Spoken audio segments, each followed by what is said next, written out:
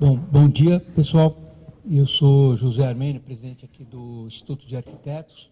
Eu primeiro gostaria de agradecer a presença de todos nessa manhã, que nós vamos discutir o chamado projeto Banca São Paulo, que é o projeto de lei 236/16, que o Executivo mandou para o Legislativo e que tem impacto direto aí na questão da paisagem e na paisagem da cidade de uma maneira geral, e afeta uma lei que está completando 10 anos, que é a Lei Cidade Limpa.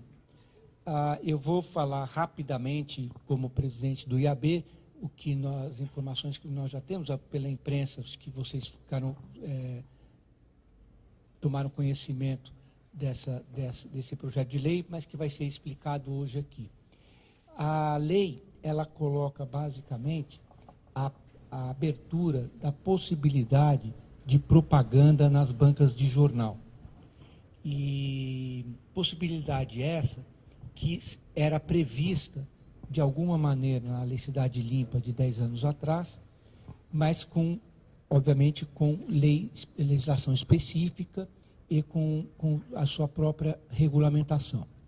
Nós estivemos na audiência pública na Câmara dos Vereadores e eu cheguei lá a colocar o posicionamento como presidente do IAB, que defende quase um mantra que o IAB tem colocado nas últimas oportunidades.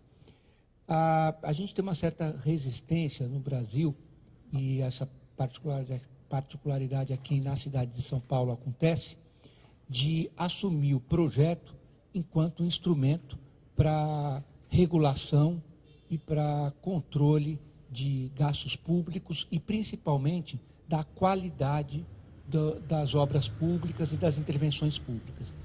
E é nesse sentido que vem a colocação do IAB. O IAB não é contra, de maneira nenhuma, aos jornaleiros receberem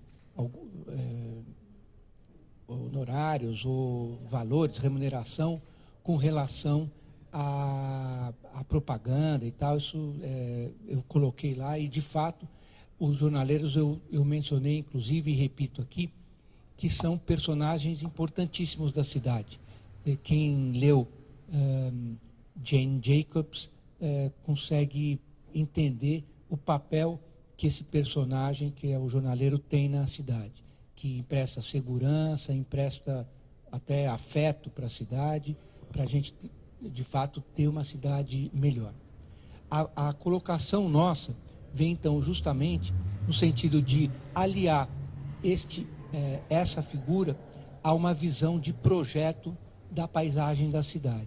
A gente entende e não vê a necessidade de uma pressa tão grande na aprovação dessas propagandas, ou dessa medida que coloca propaganda em banca de jornal, porque a gente gostaria de ter espaço para discussão de como que isso vai acontecer. A questão nossa, então, é como será essa propaganda, como será o suporte dessa propaganda, qual será o tamanho, como será administrada a diferença de ponto de uma região menos frequentada para uma região mais frequentada, como será distribuída essa renda. Houve uma experiência no final da gestão passada, que foi a dos pontos de ônibus, que está funcionando, já está sendo explorada, tem um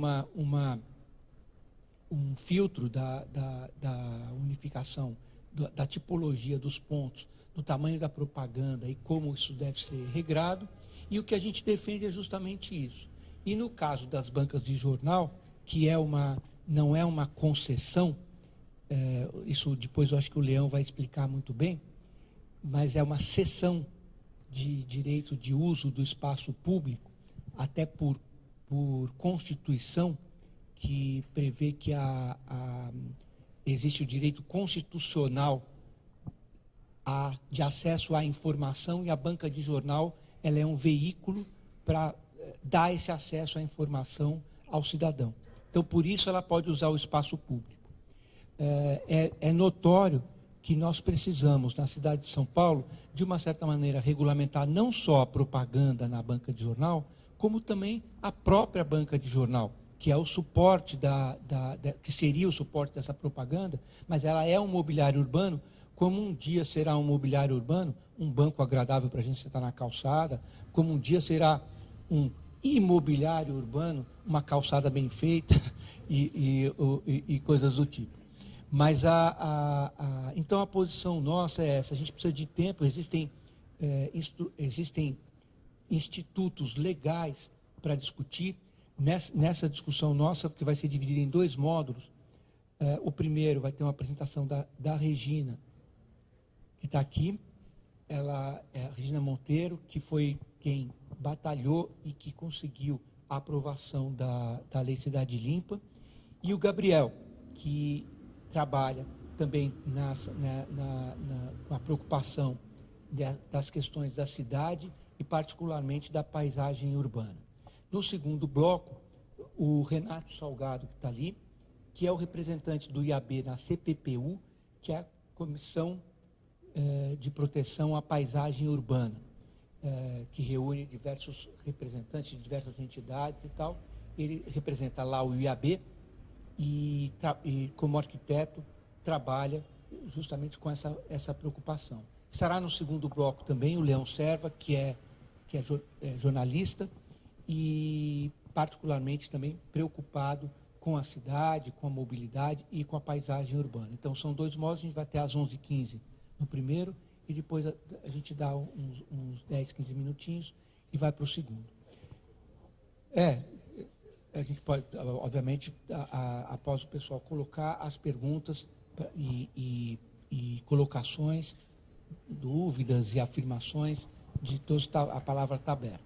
Eu agradeço a presença de todos, reafirmo o IAB enquanto um espaço aberto aí para as diversas posições, quer dizer, quem é a favor desse PL rápido, quem não é a favor desse PL rápido. A gente quer, na verdade, a gente quer abrir um espaço de discussão na sociedade para isso, e o IAB tem uma história democrática e de abertura de discussão, e é para isso que nós estamos aqui. Então, eu agradeço a presença de todos, passo a palavra para a Regina Monteiro, que começa então, a apresentação. Obrigado. Bom dia a todos.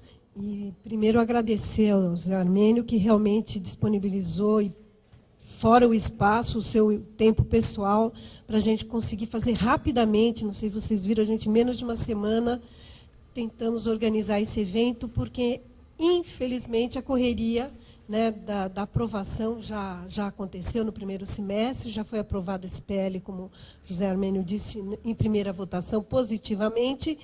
E graças à nossa mobilização meio que rápida também, no final de junho, a gente conseguiu dar um tempo, e nesse mês de julho, para ver se a gente conseguia mobilizar mais pessoas para impedir que essa coisa fosse aprovada tão rapidamente. É como o Zé Armênio falou, ninguém é contra a questão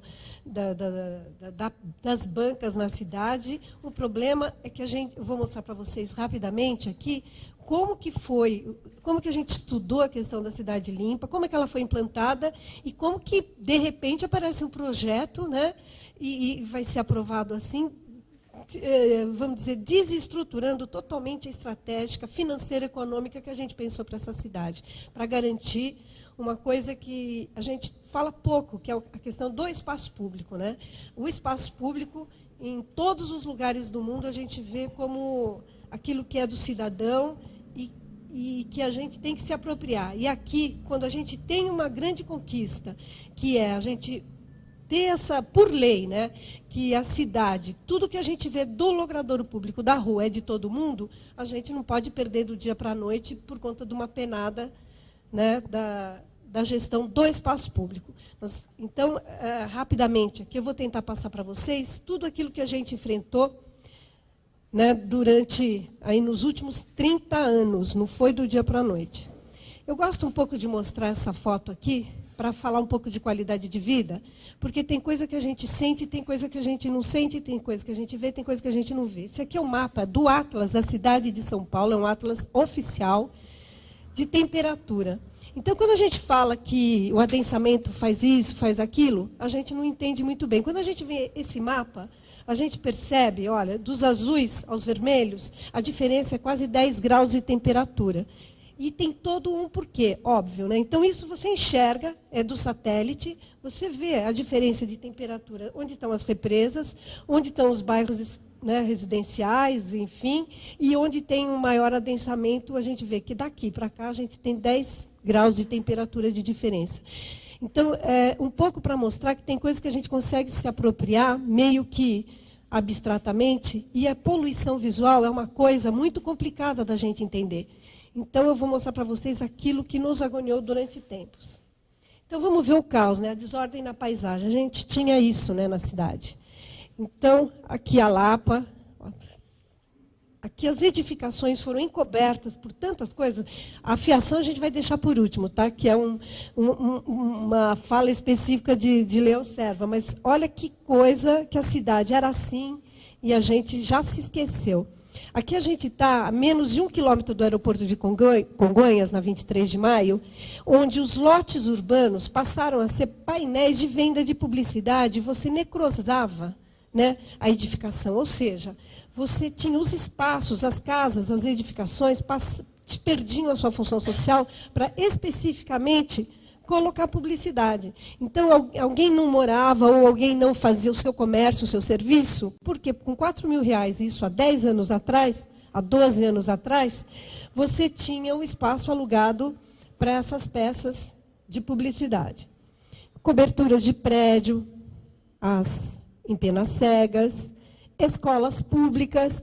Aqui, essa escola é muito interessante porque você vê que eles estão tampando todas as janelas. Eles cortam as árvores, cortavam as árvores para ter a publicidade. Olha, aqui na Indianópolis, olha que o espaço público. Era de quem, né? Por um acaso está a banca de jornal aqui, na época podia fazer publicidade, e olha lá, de quem é o espaço público. Olha o que a gente via. As edificações com bendito e famigerado Locobonder, como é que fala, Renato? Locobonder? Locobonder. As peças projetadas nos passeios públicos, que se a prefeitura não consegue ver uma edificação irregular, como é que ela vai enxergar se isso aqui tem cadã? Se isso aqui não vai cair na cabeça de alguém? Praça pública, que é Praça Pan-Americana, pertinho da casa da minha amiga ali, olha aqui, a vodka ainda era barata, né? R$13,90. Na Praça Pan-Americana. Então, a praça começa a ser, olha, o coqueiro aqui amarrado para fazer a publicidade do supermercado.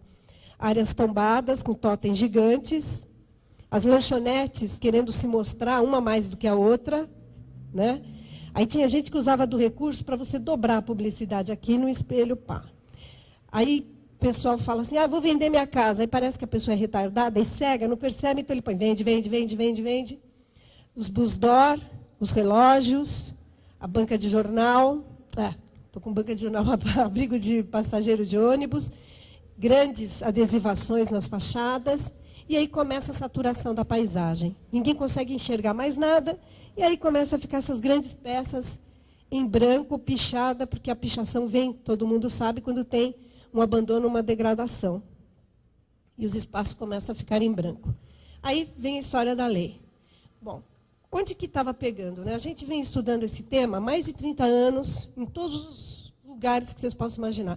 Na década de 90 foi feita uma grande convocação, vamos dizer assim, na própria Câmara Municipal, e foi feita uma comissão de estudo especial da poluição visual, onde saiu um projeto de lei super interessante. Não era igual a esse, mas ainda dava chance da gente se organizar no espaço público. Porém, na calada da noite, para variar, o vereador José Índio, consegue aprovar uma lei na década de 90 que deu uma série de problemas para a cidade. Quando a gente pensava que ia começar, foi na década, né, eu falo 1900 e Marta, que já era 2000, o Jorge Wilhai, então, na época ele foi secretário da Marta, ele fez um projeto super bacana para a cidade, onde se equalizava a publicidade, o mobiliário urbano, estava super interessante, não era tão radical quanto essa lei, mas aí o que aconteceu? Em 2002, na calada de janeiro, no meio das férias, foi feita uma reunião extraordinária e foi aprovada, então, uma lei. Eu gosto de falar nomes, porque tem nome, vereador tem nome, chamava Miriam Thier, e ela aprovou, então, uma lei, aquelas coisas do toma lá da cá, que a gente sabe que é da política. Ela conseguiu aprovar uma lei que descaracterizou totalmente aquela que nem era tão boa do Zé Índio, mas conseguiu ficar muito pior. E aprovou, vocês vão lembrar, aqueles grandes painéis que a Vivo colocava, né, que eram de 8 metros quadrados, assim, ao longo de grandes avenidas. Era uma das coisas. Mas a lei era tão ruim, que a prefeita chegou a vetar 90 itens da lei, que gerou uma série de jurisprudências, porque era tão ruim que nem a prefeitura conseguiu engolir a história. A partir daí, gente, deu uma maior meleca, né? A gente não conseguia fazer nenhuma lei que desse certo. Então, nós tínhamos, a receita de São Paulo era a radicalização. Então, o que foi pensado? Primeira coisa, tudo que a gente vê do espaço público é público. Então, não é mais de direito privado, é de direito da cidade, é direito do cidadão. Então, foi a primeira coisa, é o primeiro artigo da Lei Cidade Limpa. Tudo que a gente vê da rua é público. Se tudo que é público é de gestão da prefeitura, então a prefeitura tem que tomar conta, ok? Então, vamos lá. Então, rapidamente, tudo que vê da rua é público, até 1,5 metro dos imóveis. Por quê? Para dentro do lote urbano. Porque a gente já sabia, já tinha estudos, que senão muita coisa ia acontecer. Então, foi a partir daí que a coisa foi desenvolvendo. Então, as vitrines, se você como tem que mostrar coisa, quer falar de 50% off, é 1 metro para dentro. Então, olha que legal, ó, como é que as pessoas foram se organizando. Hoje é a Matilde ali, não é? Nesse lugar aquele. Então, até 10 metros, uma coisa, o pessoal, vamos fazer largura, o tamanho da peça proporcional. Alguém sabe se o fiscal tem maquininha com proporção? Claro que não, né? Então, vamos facilitar? São só 2 tipos. Até 10 metros é uma peça de 1,5 metro. Acima de 10 até 100, 4 metros. E acima de 100, como a princípio o lote urbano na cidade é 10 por 25, mais ou menos, e mais de 100, que é uma quadra, então vamos pensar que esse lote estaria numa grande avenida e que, então, ele poderia ter 2 peças de 10 metros quadrados. E assim vai. Tem uma série de regrinhas, altura máxima de 5 metros, não pode fazer propaganda no céu, no ar e na terra, e no mar, e no rio, em lugar nenhum. Onde que vai, para onde foi... Oi?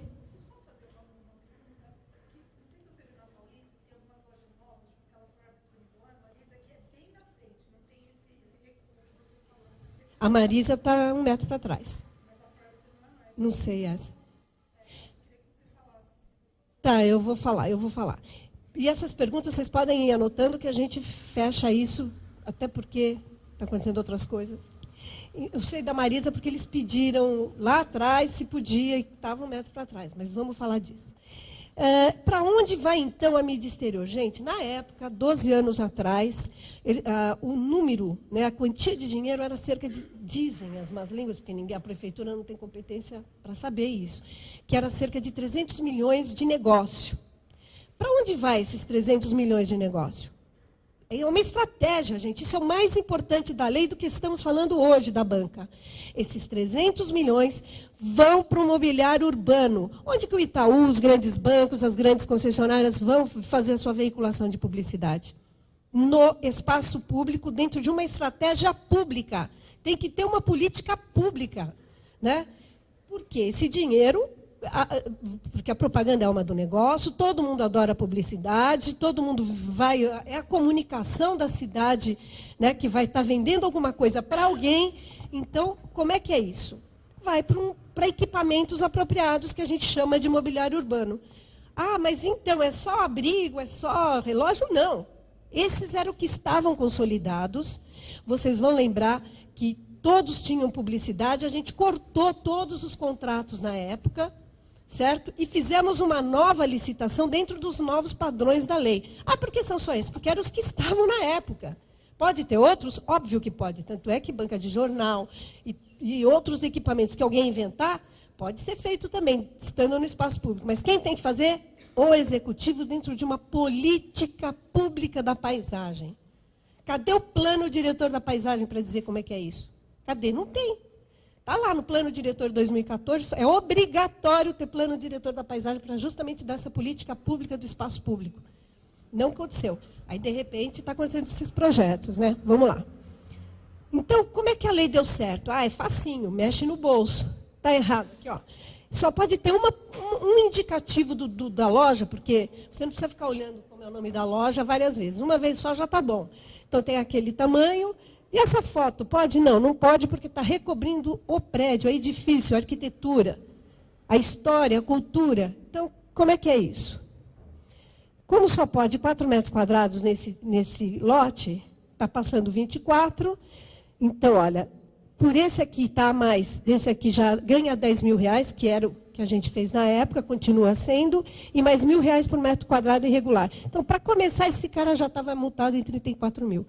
Pega rapidinho uma lei. Assim. É estratégia mesmo, é uma política pública para isso acontecer.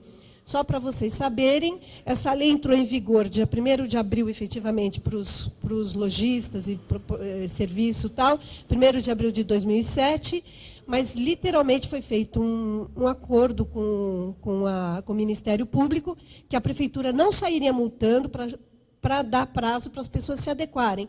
Porque a gente entendeu que era mais fácil dizer que a partir de hoje a pessoa sair correndo atrás do prejuízo do que sair multando. Agora, vocês imaginam quanta gente saiu perdendo? Isso é o segundo ponto mais importante do que eu estou falando hoje. Quanta gente... Olha, eu vi gente que pagou R$3.000, R$4.000 em 20 prestações para pôr o seu luminoso, cabeleireira, lojinha, para se adequar a essa lei. Então, teve muitas perdas, gente. Muita empresa quebrou de publicidade exterior. Em nome de uma cidade melhor.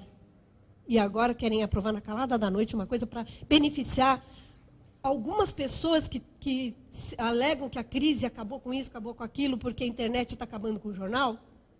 Não é assim. Muita gente fechou lojinha, se prejudicou mesmo. E agora a gente não vai deixar isso acontecer, porque uma meia dúzia de pessoas, ou um vereador quer vender uma mãe e não vai entregar. Então, é exatamente isso que a gente está falando. Então, como é que foi? Olha que loucura. A cidade ficou, como a lei foi aprovada em 26 de setembro de 2006, e ela entrou em vigor para as empresas de outdoor em 1º de janeiro de 2007, vocês imaginam que em 3 meses, olha o que aconteceu. A cidade não tinha mais lugar. Não sei se vocês lembram, não tinha mais grua em São Paulo. O pessoal começou a pegar grua, alugar grua no Paraná e em Minas Gerais. Olha, isso aqui é a Faria Lima. Eles tinham que pedir para a CT fechar a rua, de tão trambolhento que eram as peças. Olha. Olha isso. Olha por que esse que saiu da paisagem. E foi muito legal, porque todo mundo saiu correndo. Agora, olha que legal também. A hora que você coloca uma peça fazendo, né, essas, vamos chamar de equipamentos da modinha, né, que era o Zetaflex, a lona, agora o Locobound.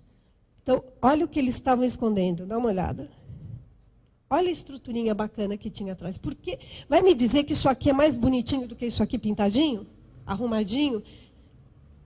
Olha lá, o pessoal arranca e começou a deixar todas as edificações sem abertura. Aí o pessoal, mas a cidade está ficando mais feia. Então, a prefeitura tem que ter uma política pública para ajudar com que essas pessoas recuperem as suas fachadas. Olha lá, ficou feio? Ficou. Igrejas, não teve para ninguém. Outro sucesso da lei, não foi beneficiado nenhum amigo do rei. Todo mundo entrou na história. Óbvio que o lobby das igrejas, o lobby do não sei o quê, o lobby das franchises, o lobby de... Todo mundo falava, eu não posso, eu quero, porque Jesus precisa, pessoal, para você entender que a igreja... Não, todo mundo entrou. Aí começou, vai ter... O pessoal falava que a gente ia fazer o pessoal perder emprego. Deu uma febre de faixa, ótimo. O pessoal começou a pintar a faixa, começou a ficar pelo menos mais bonitinho. Olha lá. Aí começou a aparecer os rococós das fachadas da década de 20, de 30.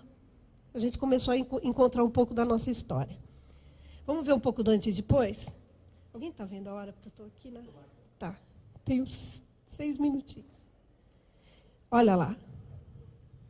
25 de março, melhorou um pouco, né? Como aqui em cima estava tudo fechado por conta que são depósitos, então eles faziam essa ventilação forçada e fechava a fachadinha, olha agora. Com a pecinha pequenininha, todo mundo sabe onde é o Palácio do não sei o que aqui e tal.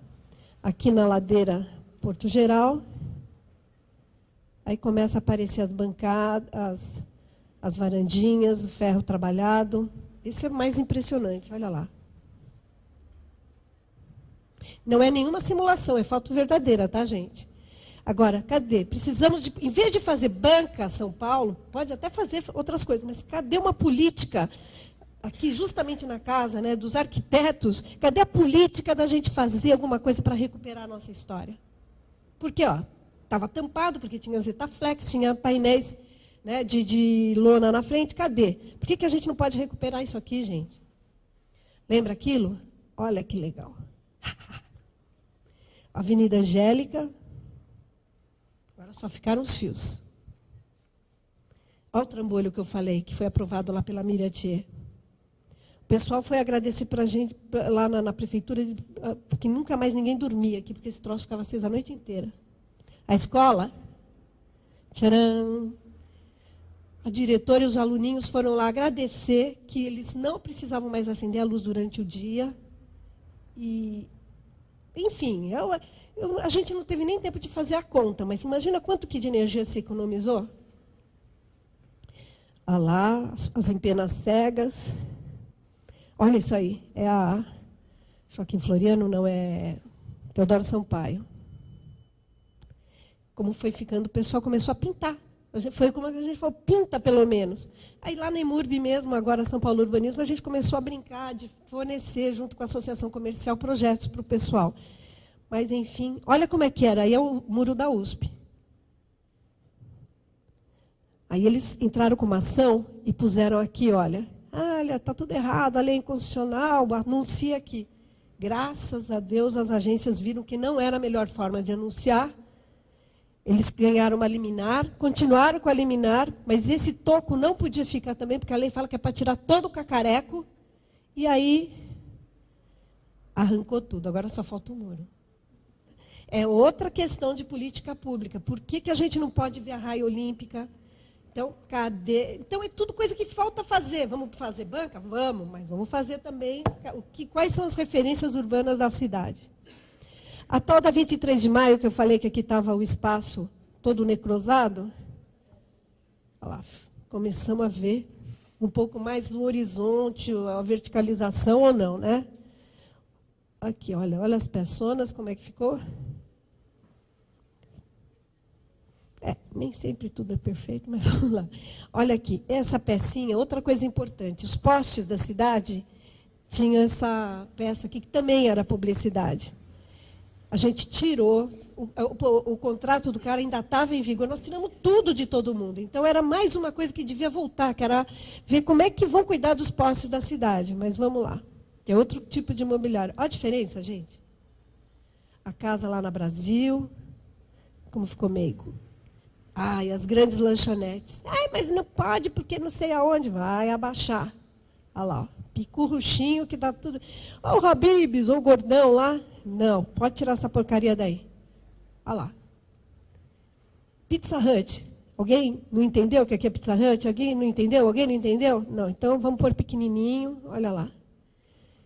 As escolas. A porcaria do Zetaflex. Nem tudo é perfeito, né? Mas vamos lá. Aí começou a negociação um por um, gente. Cada setor, a gente sentou com mais de 300 tipos de setores que a gente nem imaginava que existia, de farmacêutico, um por um. Então, toque-estoque. Tem os pratão, prato pode? Não, não pode. Aí eles bolaram lá, que é o que está hoje lá, eles pegaram a fonte, fizeram lá uma coisa bacana e, enfim, foram mudando. Começou a ter preocupação com a fachada, pelo amor de Deus, sem pôr Zetaflex, lona e cacarecos. E lojas tipo Ponto Frio, sem não sei o quê, fizeram para a gente um por um. Eu pedi foto de todo mundo arrumou. Como é que vai pôr publicidade agora na banca?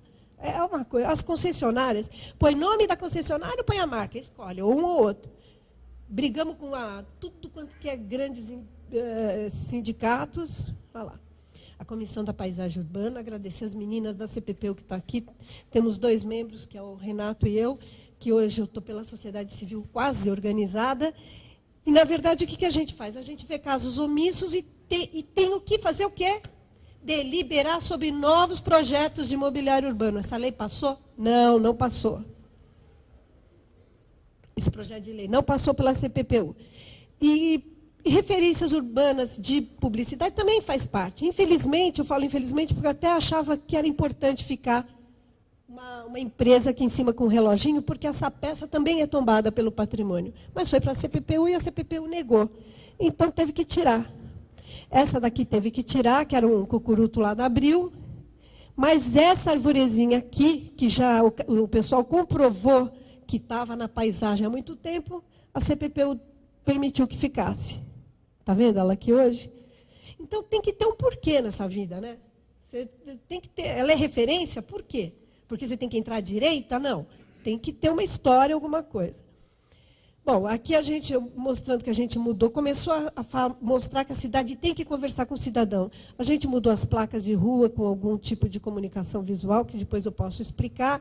O pessoal, toda a prefeitura estava junta, estava em conjunto, tentando dar uma cara de como é que a cidade vai conversar com o cidadão.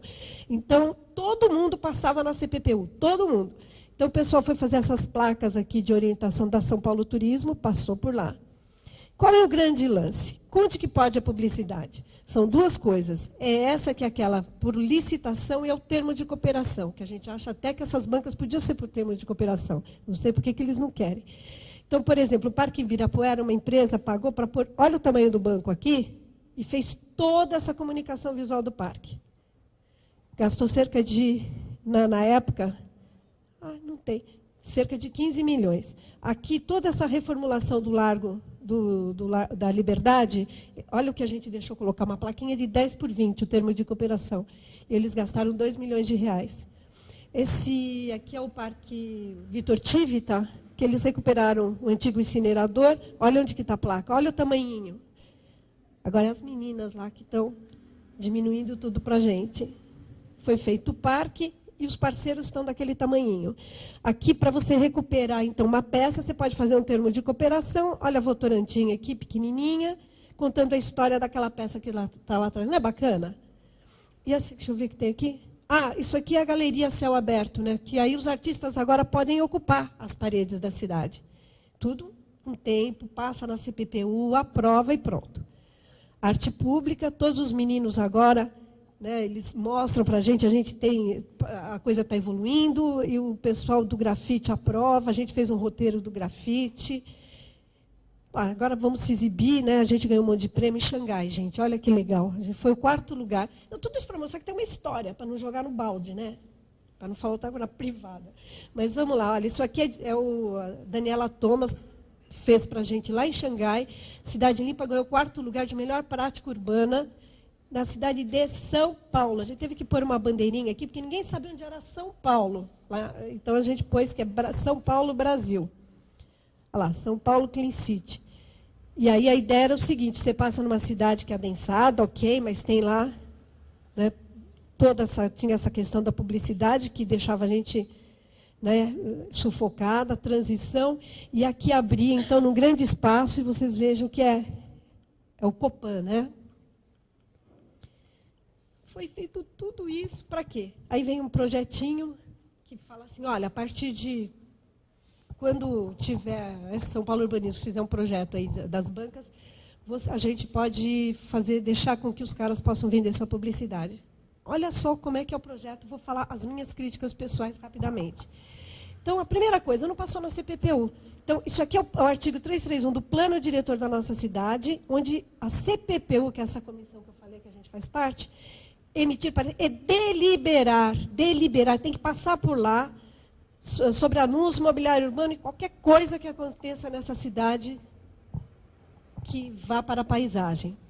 Bom, a justificativa do PL é que a padronização das bancas de jornais, porém a adesão do programa não é obrigatória. Como é que você fala que é para padronizar? Você fala, ó, quem quiser entra com requerimento na prefeitura. Como é que é isso? Ou é uma política pública ou não é? Nós não sabemos quais são os números de banca existentes, onde que elas estão fisicamente e qual vai ser o impacto. Será que não vai ter... Hoje, a princípio, se tem um relógio, um abrigo de ônibus, abrigo de passageiro, que a prefeitura que fez a licitação, a gente sabe que tem um aqui e outro aqui. E será que não vai ficar outro aqui? Não vai amontoar? Não vai virar uma poluição de novo? Como não tem projeto, não se sabe o custo nem da execução, nem da implantação das bancas. Então, quem é que vai pagar isso? Eles têm 720 dias, ou seja, 2 anos para entrar nesse processo. E se a banca pode vender, ela não é obrigatoriamente. Então, é tudo meio solto, né? Os donos das bancas deverão pagar um valor anual como contrapartida para um fundo imobiliário, que é criado nesse próprio PL, que ninguém sabe como é que vai ser. O outro valor para São Paulo Urbanismo pela gestão do programa. Quais são esses valores? Ninguém sabe. Então, por quanto que esses caras vão vender? Para fazer a licitação do abrigo de passageiro de ônibus e do relógio, a gente fez conta ali, ó, no lápis, para saber quanto ia para a prefeitura, quantos eles iam ganhar. Tem algumas coisas que eu não concordo, acho que não precisava ser 25 anos, ok, mas isso... Aí tem a questão financeira, mas vamos discutir. Agora, olha a fórmula que vai determinar quantos caras vão pagar. Vê se pode. O valor do metro quadrado do terreno, se está em praça, como vai ser? Quase todas estão em área pública. Como é que é o terreno da calçada e o terreno do parque ou da praça? Área total do anúncio e um tal de fator publicitário que quem vai definir é um tal de um outro conselho gestor, que não vai ser a CPPU, que vai cuidar do fundo, que vai administrar esse fundo. Ai, ai, ai. Como é que é? Ninguém sabe, porque vai ser feito por decreto, ou seja, lá no gabinete das pessoas. Então, o dono da banca ele pode vender a publicidade sem licitação pública, porque o que eles alegam é que para ter a banca, eles já têm licitação. Mas não estamos falando da banca, nós estamos falando da publicidade. Então, a inconstitucionalidade está aí. Os recursos da venda da publicidade vão ter que pagar justamente o fundo imobiliário urbano, que é aquele primeiro que é a contrapartida, dá dinheiro para São Paulo Urbanismo, e lá na audiência pública eu vi alguns donos de banco falando, eu vou ter 15 mil a mais. Então, veja que louco. Ele acha que com o dinheiro que ele vai vender a publicidade, assim, no varejo, né, que ele vai conseguir ter 15 mil a mais por mês, que ele vai dar dinheiro para São Paulo Urbanismo para fazer a gestão, e ainda vai dar um dinheiro de contrapartida naquela fórmula maluca lá. Tá? Podendo, né? E cada banca, olha o tamanhinho das peças, pode ter 4 painéis de 0,90 por 1,80, dando um total de 6,48 metros quadrados, onde as peças do que tem hoje só pode 2 metros quadrados por face. Acho que acabou. Então é isso, acho que eu tentei, passei só um pouquinho. Tá, obrigada, gente. Leão, o Leão chegou, Leão Serva, que eu havia já apresentado em nome, agora está fisicamente presente. Vem para a mesa, Leão.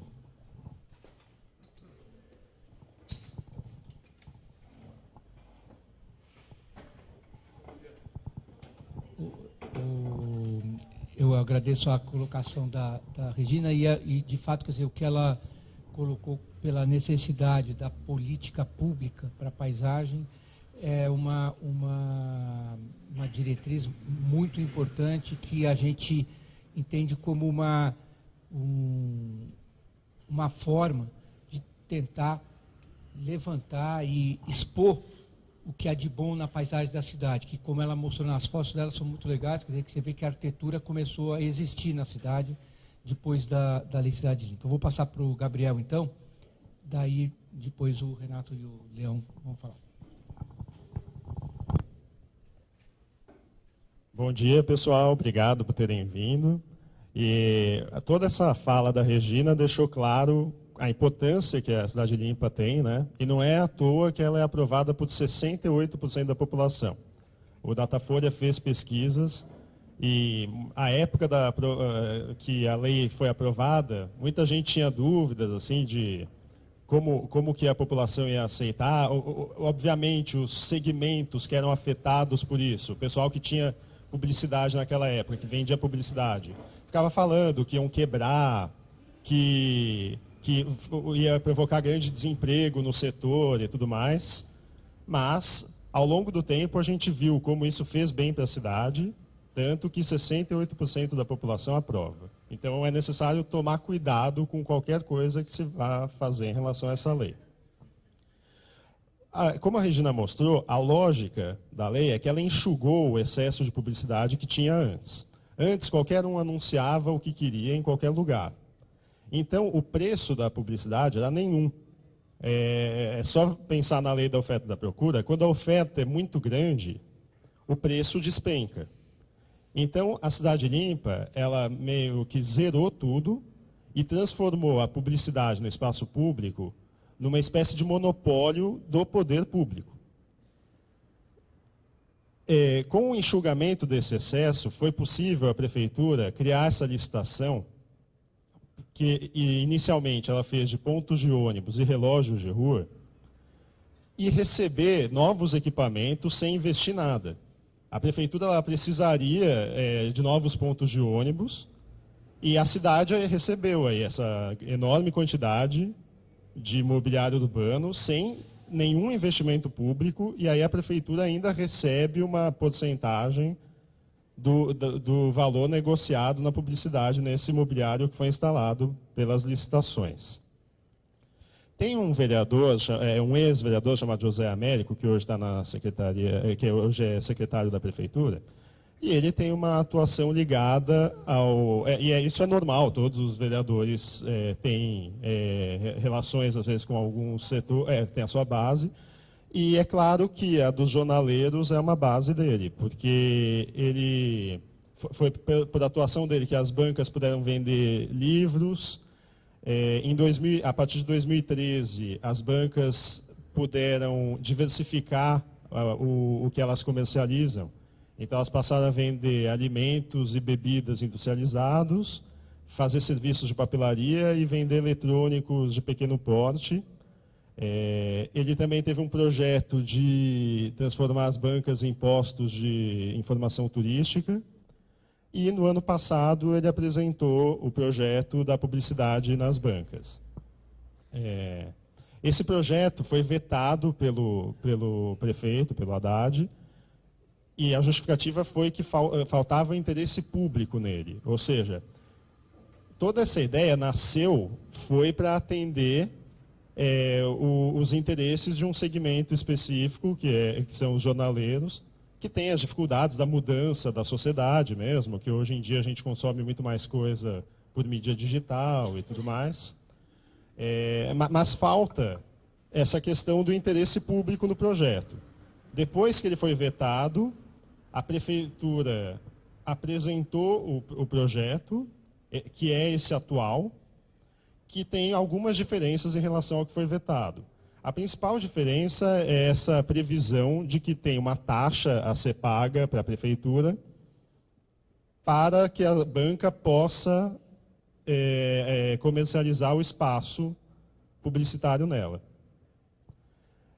E também tem a questão de falar que vai renovar a banca, só que não está claro até hoje como é que vai ser essa renovação, como vai ser o projeto.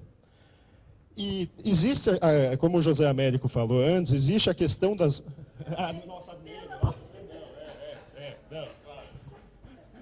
José Américo Brito de Cruz. Mas, enfim, José Américo é o vereador que hoje é da Prefeitura, que apresentou o projeto, e José Armênio, nosso presidente aqui do EAB. Como o José Armênio falou antes, existe a questão das bancas na cidade. No Brasil, são 15 mil bancas. Em São Paulo, são 3.500. Ou seja, praticamente 1/4 das bancas do Brasil estão em São Paulo e a gente é 5% da população.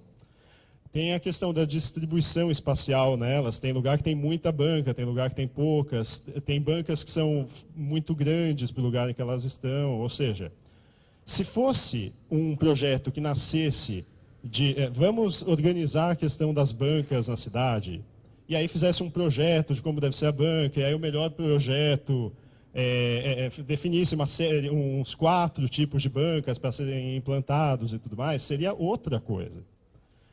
Mas não. E na esteira disso, vieram outros projetos para agradar outras categorias. Então, tem um projeto que foi apresentado por vereadores, que é ainda muito pior, que ele é para pontos de táxi. que coincidentemente é outra categoria que também está perdendo espaço na sociedade contemporânea, com a questão de Uber e tudo mais. E São Paulo tem uma quantidade imensa de pontos de táxi. E em outros países não tem, outras cidades mesmo, não tem essa cultura do ponto de táxi. Nova York tem um ponto de táxi.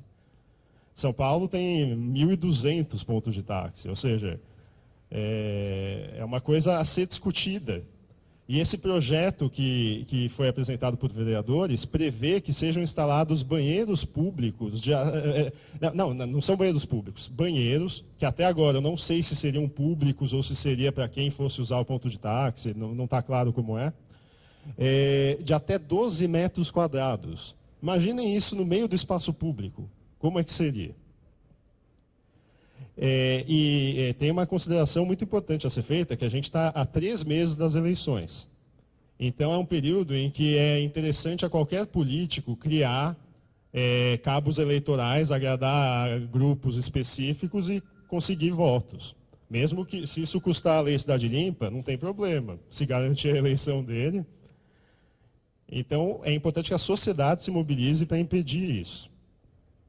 Desde 78 existe a CPPU, que é a Comissão de Proteção à Paisagem Urbana, que ela é um órgão da própria prefeitura que tem a missão de, abre aspas, elaborar e apreciar projetos de normas modificadoras ou inovadoras da legislação vigente referentes a anúncios, mobiliário urbano e paisagem urbana.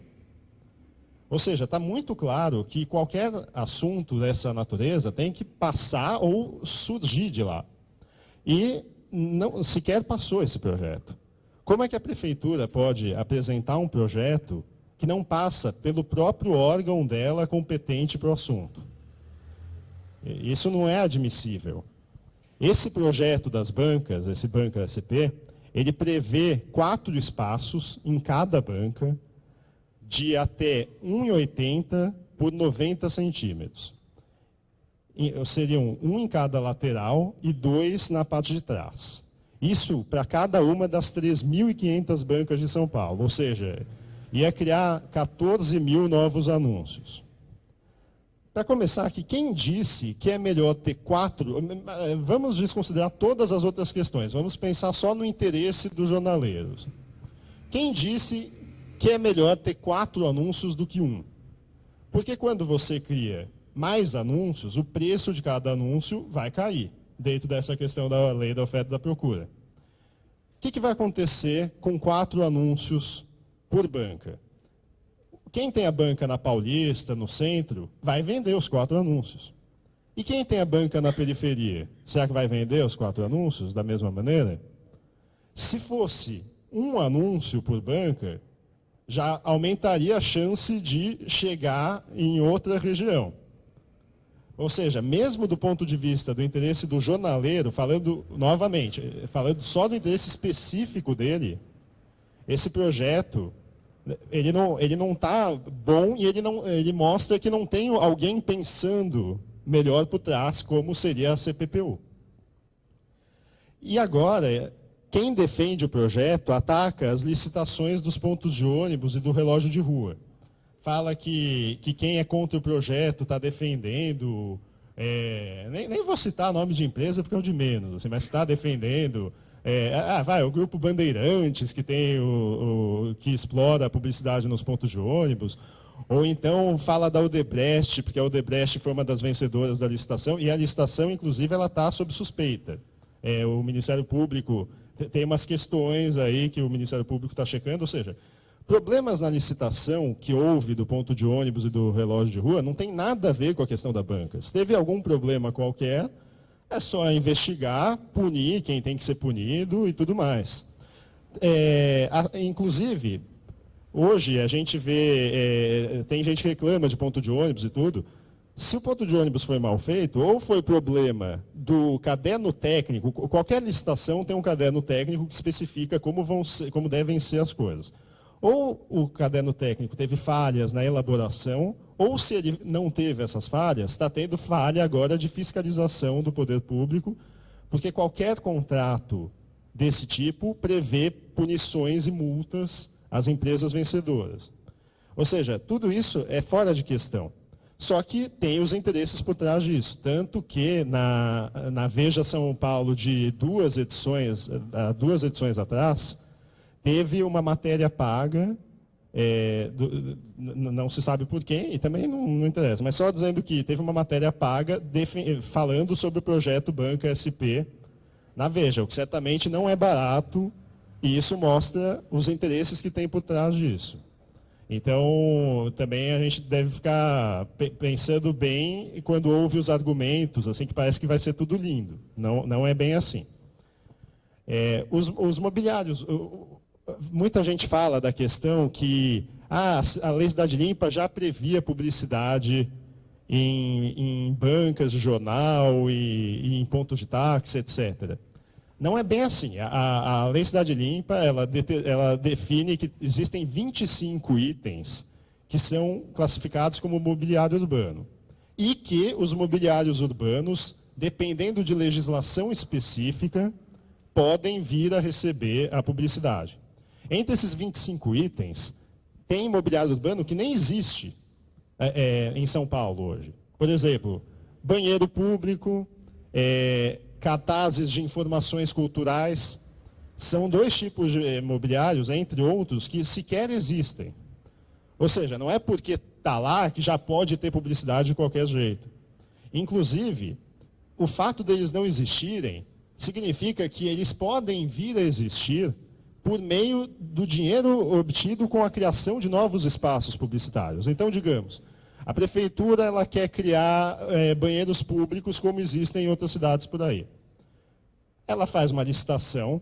Como hoje há escassez de espaços publicitários na cidade, espaço publicitário, locais para publicidade no espaço público são só nos pontos de ônibus e nos relógios de rua, a prefeitura poderia, eventualmente, fazer uma licitação para novos banheiros públicos com publicidade.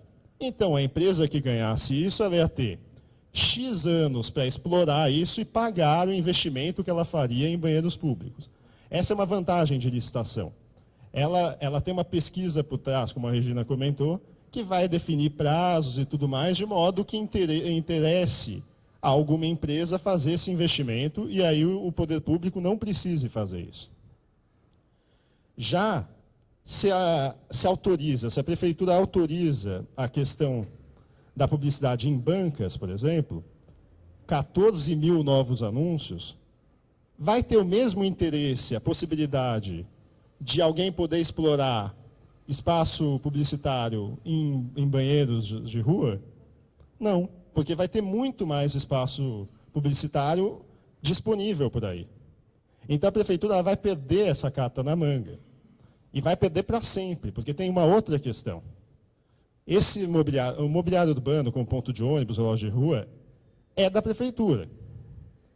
Agora, uma banca não é da prefeitura.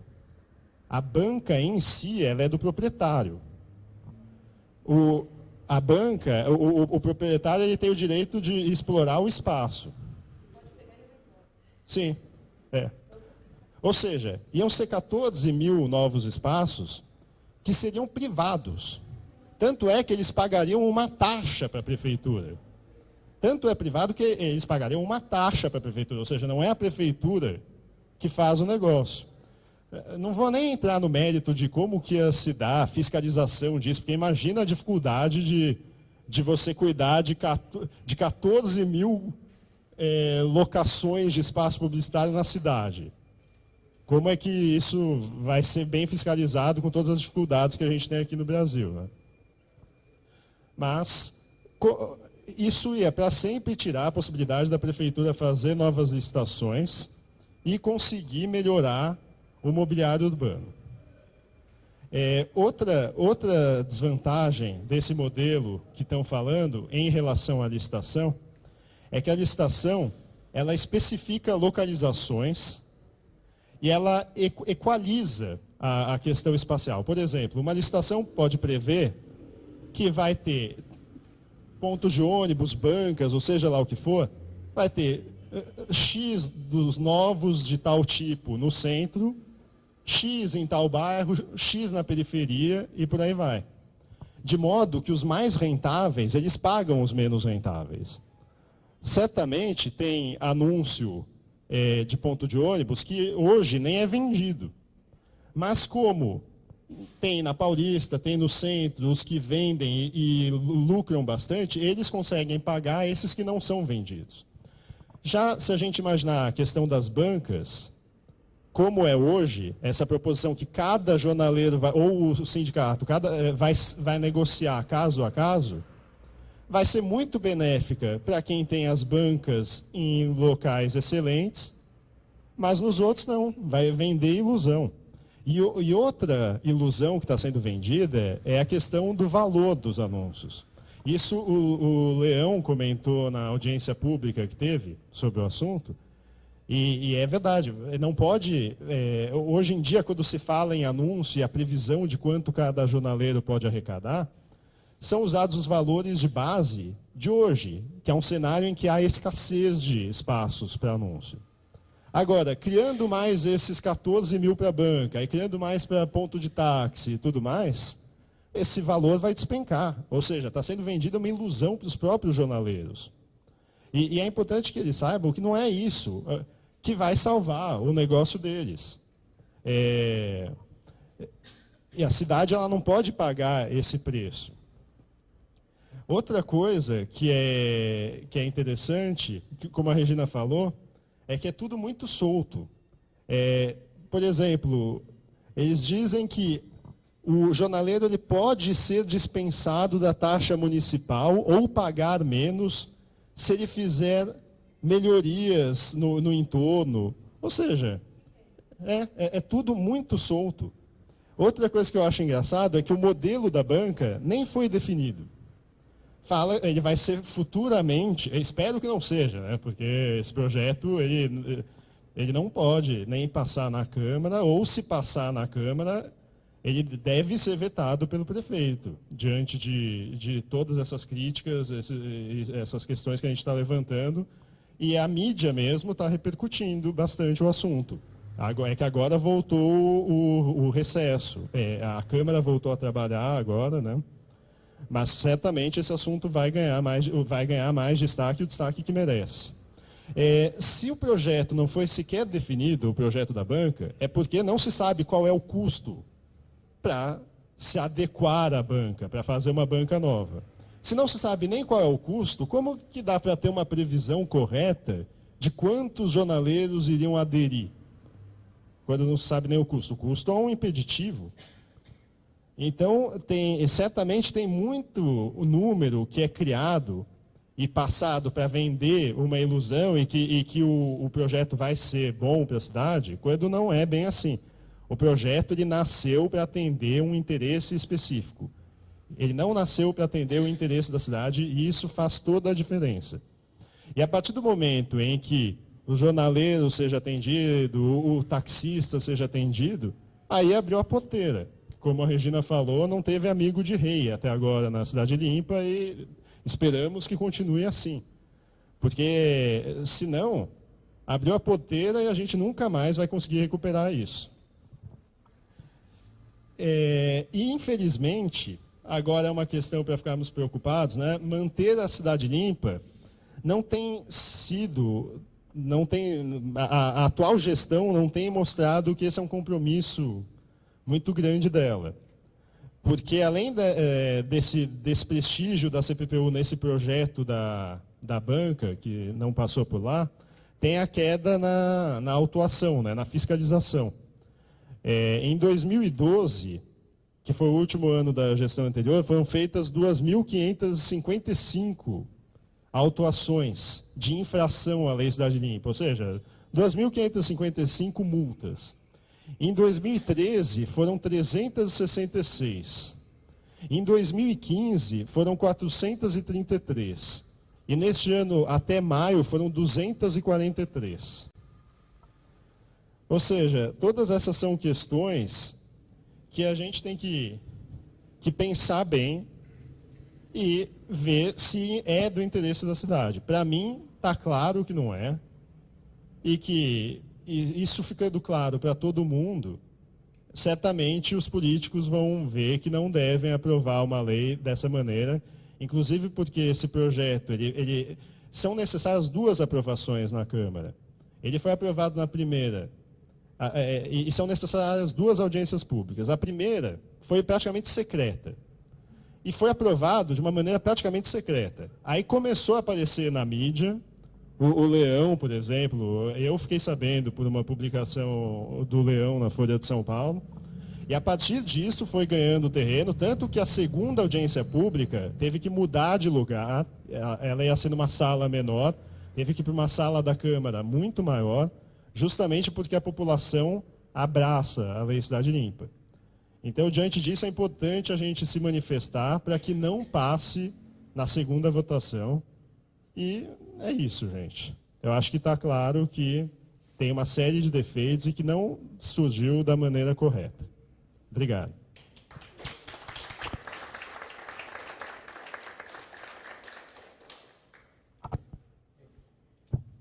O plano nosso seria a gente fazer um intervalo para segunda, mas eu estou em dúvida se a gente faz ou se a gente vai direto. Talvez fosse melhor ir direto, para não. Acho que o pessoal está bem objetivo para poder discutir no final com vocês aqui. Então eu passo a palavra para o Leão, e daí depois o Renato, que é da casa, fecha. Eu vou só fazer uma observação. Eu tenho uma circunstância que eu vou ter que sair daqui a uns... Convite.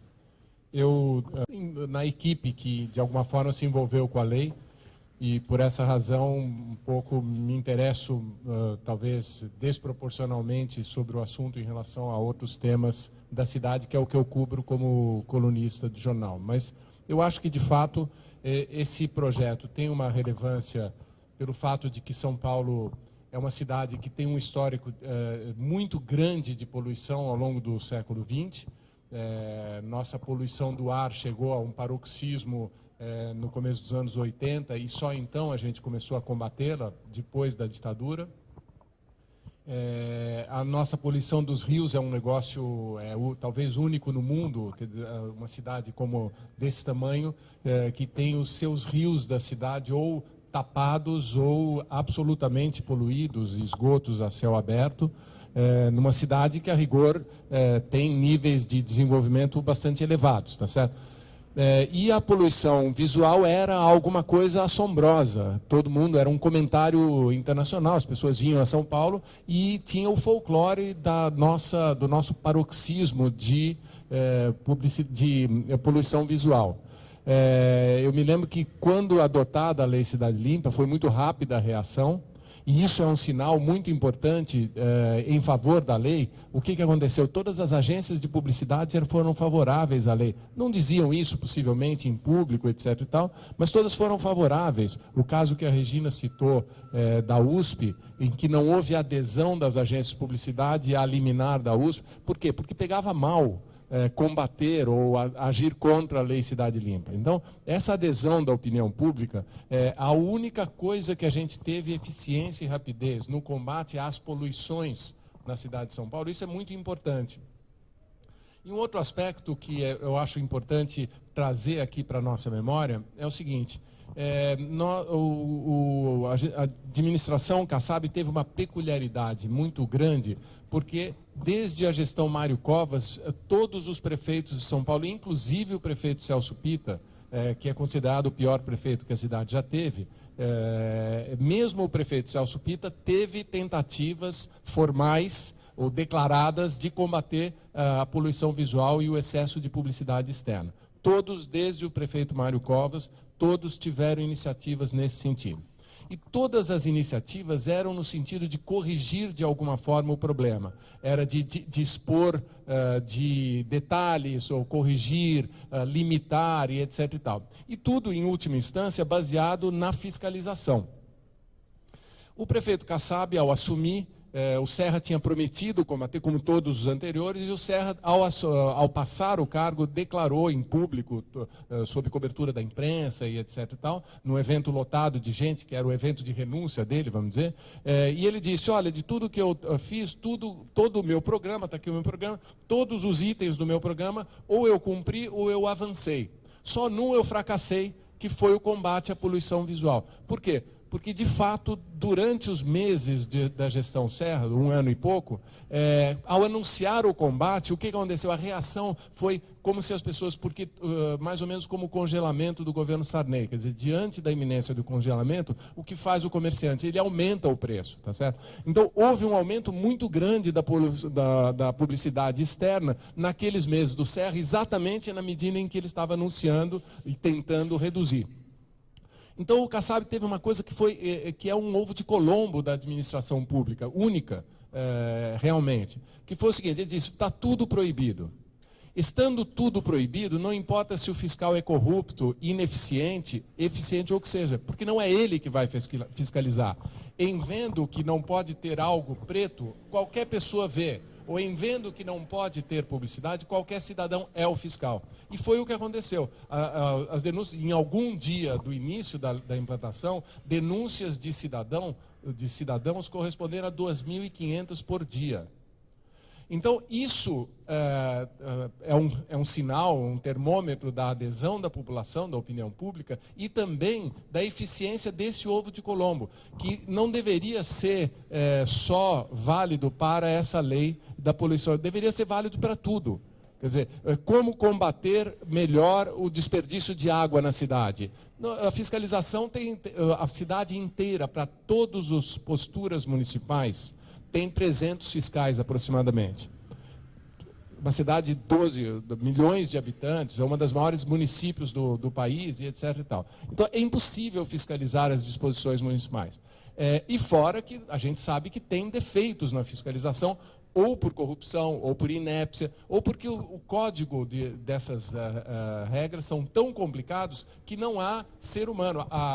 O combate à poluição visual pela administração Marta Suplicy, chegou ao ponto de inventarem uma Kombi, que era um computador que fiscalizava por computação as placas e identificava, batia com o alvará de quantos centímetros ou metros aquele anúncio tinha autorização para ter, e a sua data de inauguração, porque se ela fosse inaugurada, tivesse sido criada antes da lei não sei quanto, ela tinha direito a não sei o quê. Se ela fosse criada depois da lei não sei quanto, ela tinha direito a não sei o quê. E assim, era um cipoal tão grande que precisava de fato de um computador, transmitindo para um computador na prefeitura, que esse computador tinha o código de todas as 25 mil publicidades na cidade de São Paulo. Em outras palavras, o computador jamais foi comprado, as combis não foram instaladas, era impossível, não há dinheiro para isso, se tiver dinheiro tem que gastar com remédios, com escolas e etc. Então, moral da história, o genial da Lei Cidade Limpa não é só o fato de que ela fez um bom combate à publicidade. Ela deveria ser copiada para outras posturas municipais. Ela deveria ser, o jeito como ela funciona deveria ser copiado para outras coisas e não começar exatamente com uma regra que nem o Einstein vai conseguir identificar, que é aquela lá. Aquilo é a essência do que se diz que o poder público cria dificuldades para vender facilidades. Tá certo? Quer dizer, toda vez que a gente precisa de uma fiscalização muito... Obrigado. Toda vez que a gente precisa de uma fiscalização muito sofisticada, o que está acontecendo é que o fiscal ou não vai conseguir, ele não é sofisticado a ponto dele identificar, ou ele eventualmente vai ganhar algum interesse por fora. O caso exemplar disso é o seguinte: existem algumas bancas que muitos de nós aqui sabem, que hoje já vendem publicidade. Na Avenida Paulista, lá na Berrini, etc. Essas bancas vendem publicidade, isso está irregular, elas se anteciparam à lei, e você vai à prefeitura, e como foram multadas? Foram multadas? Sim, foram multadas. Mas o fiscal, ao fiscalizar, ele não emitiu uma multa pela Lei Cidade Limpa, que é de R$10.000 por placa irregular. Ele emitiu uma multa com base em uma outra lei. Essa multa vale R$70. Então, compensa ao dono da banca deixa, vai multando aí que eu estou ganhando mais, porque uma banca na Avenida Paulista, essa de fato tem valor. Hoje, não tendo publicidade nas bancas, tem muito valor, tá certo? Então, isso é o caso exemplar, quer dizer, a multa ou é inepta ou é corrupta, tá certo? E por isso ela é ineficiente. Então, eu acho um aspecto fundamental é esse, de que a lei ela foi muito inteligente em relação a isso. A outra coisa que foi uma decisão já anunciada ao sancionar a lei já previa a venda de publicidade nos mobiliários urbanos. E naquela oportunidade, então, o prefeito Kassab disse, mas eu não vou fazer isso no meu mandato. Por quê? Porque são 4, 5 anos que tinha pela frente, vamos deixar um bom tempo para que a cidade se acostume com a baixo nível, e isso vai aumentar a exposição quando vier a licitação. Isso tudo nós estamos falando de 10 anos atrás. Então, durante 5 anos não teve, e durante 5 anos teve esse vigor. E isto numa administração, de todo esse tempo que nós estamos falando de 2 administrações. É nada do ponto de vista do poder público, tá certo? É muito pouco. E a cidade que teve 50, 60 anos de poluição visual está vivendo aí uns 5, 6 anos sem poluição visual. Sendo que, como disse o Gabriel, desde o primeiro dia da administração, o prefeito Haddad suspendeu a fiscalização. A rigor, suspendeu.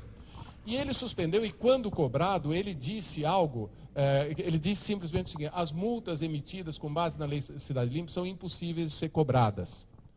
Quando ele disse isso, eu tive a oportunidade de entrevistá-lo numa entrevista coletiva da CBN, e eu falei isso, quer dizer, e ele, na verdade, respondeu uma outra pergunta e acabou não respondendo. O fato é o seguinte: alguém enganou o prefeito, porque a Lei Cidade Limpa foi aprovada até o Supremo, ela foi questionada e ganhou até o Supremo Tribunal Federal. Se ela ganhou, ela é o chamado direito perfeito, ou peça de direito perfeito. Ela é completamente correta do ponto de vista jurídico, autorizada pelo Supremo. Então, como tal, a multa que ela prevê pode ser cobrada. Se uma multa emitida com base nela é incobrável, de novo, porque o fiscal foi inepto ou corrupto. Porque hoje já não existe, ou existem muito poucas cenas daquela do tipo assim, você me dá uma graninha aqui que eu desfaço a multa. Hoje a multa é vendida inepta, tá certo? A corrupção está em emitir uma multa inepta, porque você cumpre a sua tarefa, você volta lá e fala, olha, eu cumpri aqui, eu emiti a multa, só que a multa é inepta. Tá certo? Ela não pode ser cobrada porque ela foi mal redigida, ela foi mal caracterizada e etc. E tal. E é isso, quando disseram ao prefeito a multa é impossível de cobrar, estavam enganando o prefeito. E com base nisso a gente vê que houve uma sensível redução. A gente sai na rua e vê. É sair na rua e ver. Ontem eu vi na Faria Lima um cartaz de uma construtora em backlight, um luminoso à noite, de uma proporção que não pode pela Lei Cidade Limpa.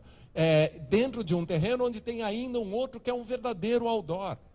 Ah, não, mas é que é dentro do terreno, é publicidade interna. Ok, mas derrubaram o muro, ela se tornou externa. Tá certo? Então, tudo isso foi criando uma situação em que o José Américo é um jornalista, se gaba, ou sempre se diz que ele tem uma ligação muito forte com a Igreja Católica, e eu acho que isto é o que a Igreja Católica, os católicos caracterizam como farisaísmo. O artigo dele cita a lei, não para a finalidade de defendê-la, como ele diz, mas com a finalidade de destruí-la. Por quê? Porque ele diz, vamos jogar limpo com a Lei Cidade Limpa. Não, a Prefeitura abandonou a Lei Cidade Limpa desde o primeiro dia da administração. Em segundo lugar, ela está fazendo, numa cidade que já está pressionada por essa publicidade irregular, ela está abrindo janelas e o prefeito finge que não vê as outras janelas que estão sendo abertas. Ok, só vai ter em banca de jornal, ok, mas olha, só vai ter em ponto de táxi, só vai ter em igreja, já tem em museus, já tem em clubes, etc. E assim nós vamos derrubando a lei de fato, tá certo? Ainda que não de direito. A matéria da Veja foi paga pela própria Editora Abril. A Editora Abril tem uma empresa de distribuição de bancas de jornal, que mostra que talvez ela esteja interessada em explorar isso, ou estava fazendo um agrado aos donos de banca de jornal, através dos quais ela vende. Queria fazer 2 últimas observações. Banca de jornal, o que é uma banca de jornal? Banca de jornal. Tá certo? Então você vai a Paris e é um tubinho assim, pequenininho, dentro do qual tem jornal, eventualmente cigarro, e está vendendo. Em São Paulo elas se tornaram grandes lojas de conveniência de tamanho bastante grande, com 2 características importantes. Por que elas não pagam pelo espaço público? Porque a Constituição brasileira, como de outros países, dá um estatuto especial ao direito à liberdade de imprensa, ao direito à informação. E a banca de jornal é um canal de distribuição da liberdade de imprensa, ou seja, da imprensa, jornais e revistas. É por isso que ela não paga, por isso que ela tem espaço público. Porque se ela vendesse cigarro no espaço público, a gente diria, isso é imoral, tá certo? Está vendendo doença. Não, ela está vendendo uma coisa que é um dos esteios da democracia. Se ela não vende jornal, ela não tem direito ao espaço público. Tá certo? Se os jornais morrerem, infelizmente as bancas de jornal têm que morrer. A gente não deve olhar e falar assim, vou criar uma bolsa para sustentar o dono da banca. Ele cria outro comércio. Tá certo? E ela tem um espaço público para uma atividade comercial, para o exercício de uma atividade comercial remunerada. Então, ela já tem um grande benefício público, que é o espaço público. Tá certo? Toda atividade ligada à imprensa não paga impostos. Tá certo? O papel jornal não paga imposto, a Folha de São Paulo não paga imposto de renda, e etc. e tal. Então, esse benefício todo já está dado, é um grande benefício, não é pouco benefício, um espaço público na Avenida Paulista. Tá certo? E agora nós vamos dar um outro benefício aos jornaleiros, quer dizer, essa categoria, por melhor que ela seja, por mais legal que eles sejam, e merecem todas as nossas homenagens, está muito privilegiada, tá certo? Com 2 privilégios bastante importantes, tá certo? E a outra coisa que eu acho que deve ser lembrada ou considerada é o fato de que eles têm direito de publicidade dos veículos de comunicação que eles vendem. Por que eles não cobram isso? Cobrem isso, então.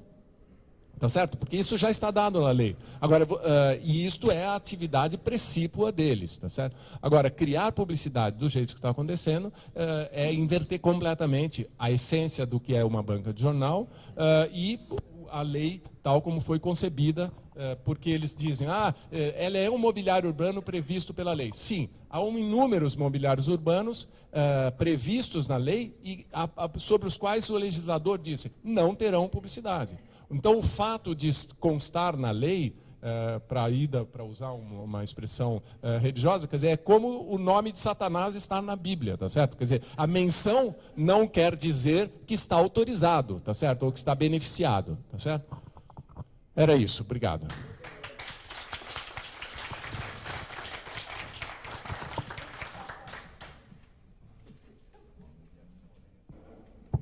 Ótimo, Leão. Obrigado.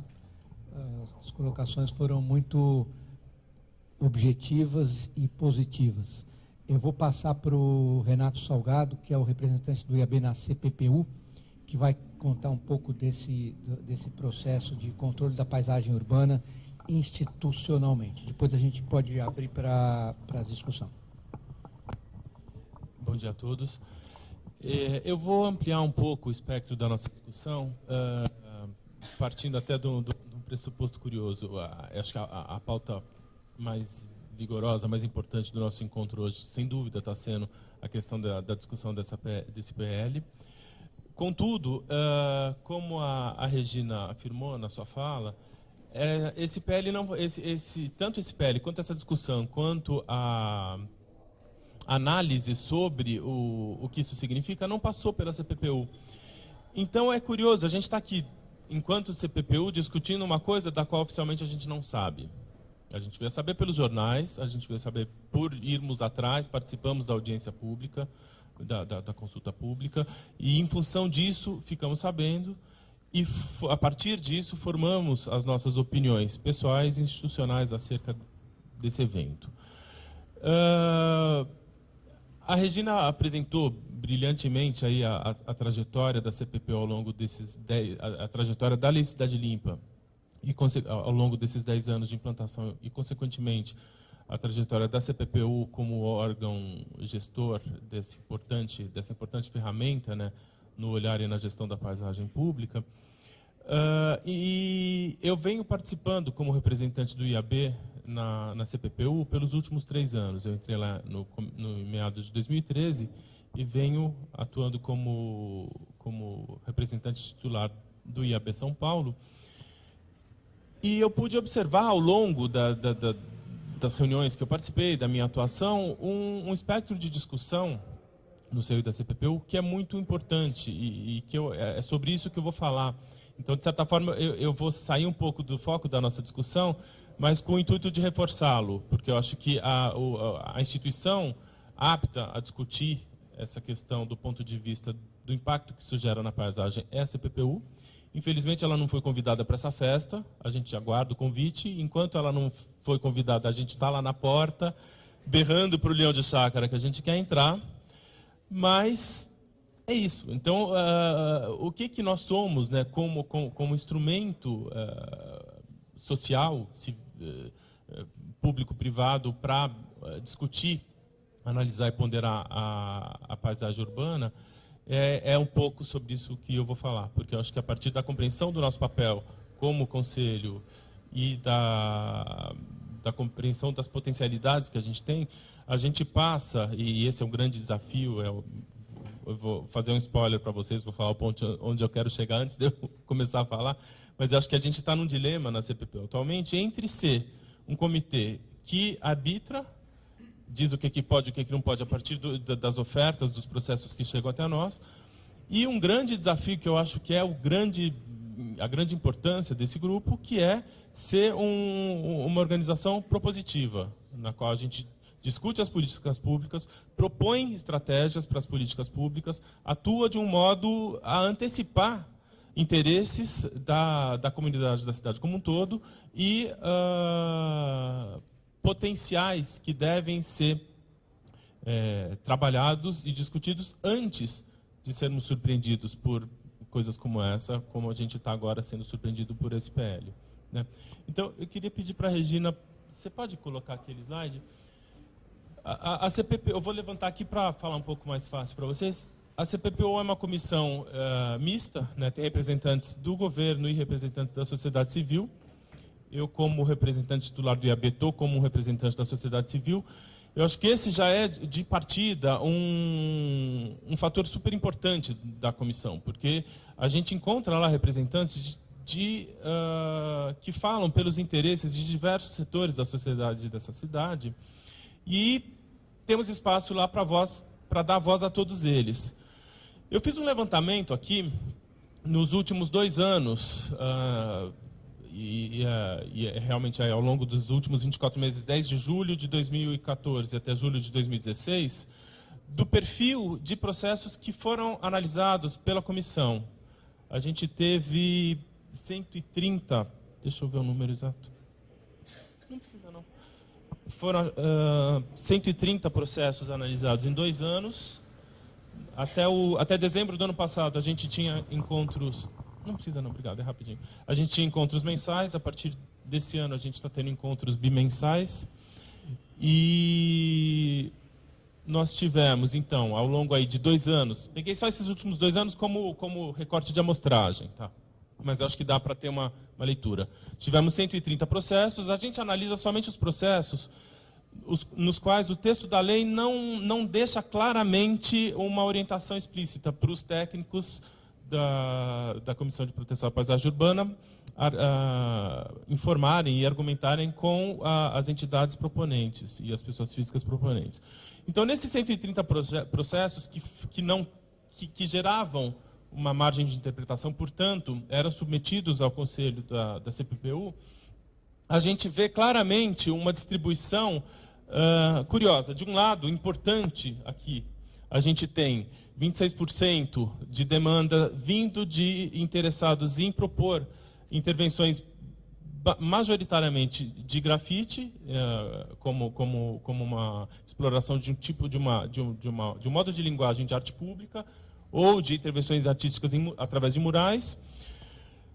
Uma porcentagem grande de intervenções artísticas urbanas, artistas como, por exemplo, o Eduardo Surur, que é um artista que recorrentemente vem trabalhando através da linguagem artística dele com modos, com proposições de intervenção que questionam a questão do papel da cidade, o papel da paisagem na sua interação com os cidadãos, e outros exemplos de intervenções artísticas.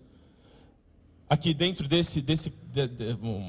uma curiosidade, dentro dessa categoria, dessa fatia, entra também esse recentemente polêmico painel de LED da fachada da Fiesp, porque eles têm, antes deles serem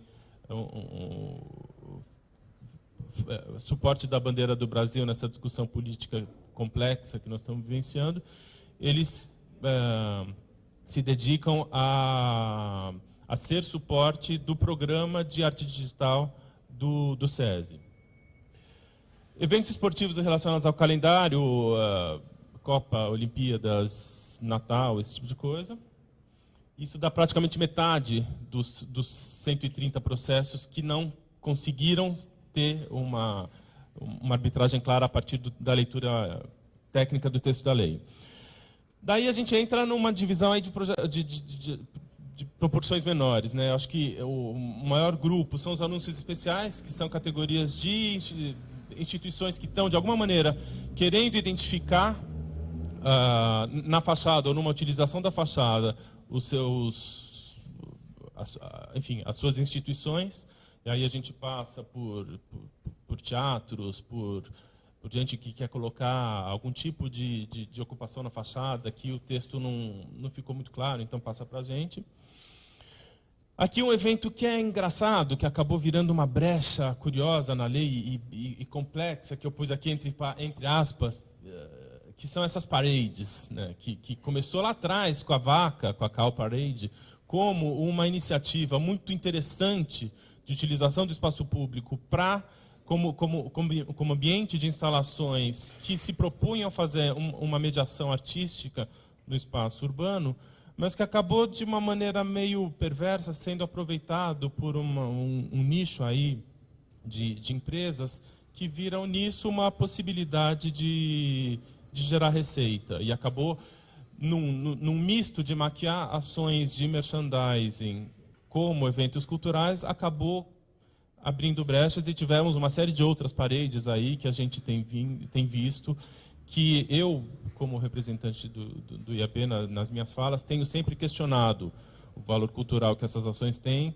quando elas estão subordinadas a temas que podem até ter uma discussão sobre a propriedade cultural daquele tema ou não, mas que subjaz embaixo dessa proposição a veiculação de um mercado de franquia, de licenciamento, de personagens que são até da cultura brasileira, mas estão atrelados a um mercado importante de licenciamento, e isso acaba deixando esse evento meio híbrido, não exatamente cultural, mas perigosamente veiculador de segmentos do mercado aí do setor comercial.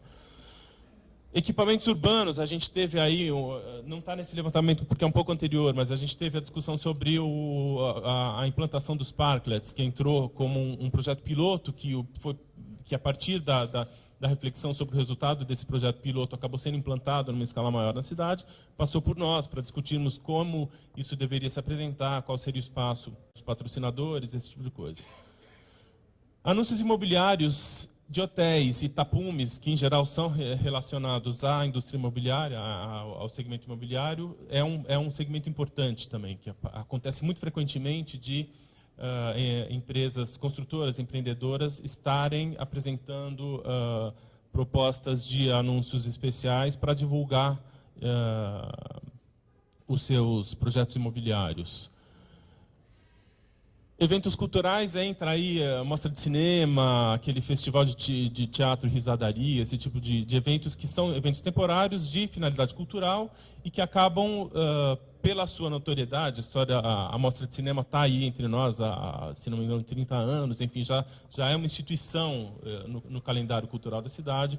Então, eles conseguiram ter um espaço que é reconhecido como estratégia de divulgação desse evento e que anualmente enfim, na periodicidade deles, é submetido à CPUU para validar. Aí, e outros eventos, enfim, numa margem aí pequena de 3%, a validação de resoluções, uma discussão mais técnica sobre aspectos de legislação, ocupou 2% e outros 4%. Né?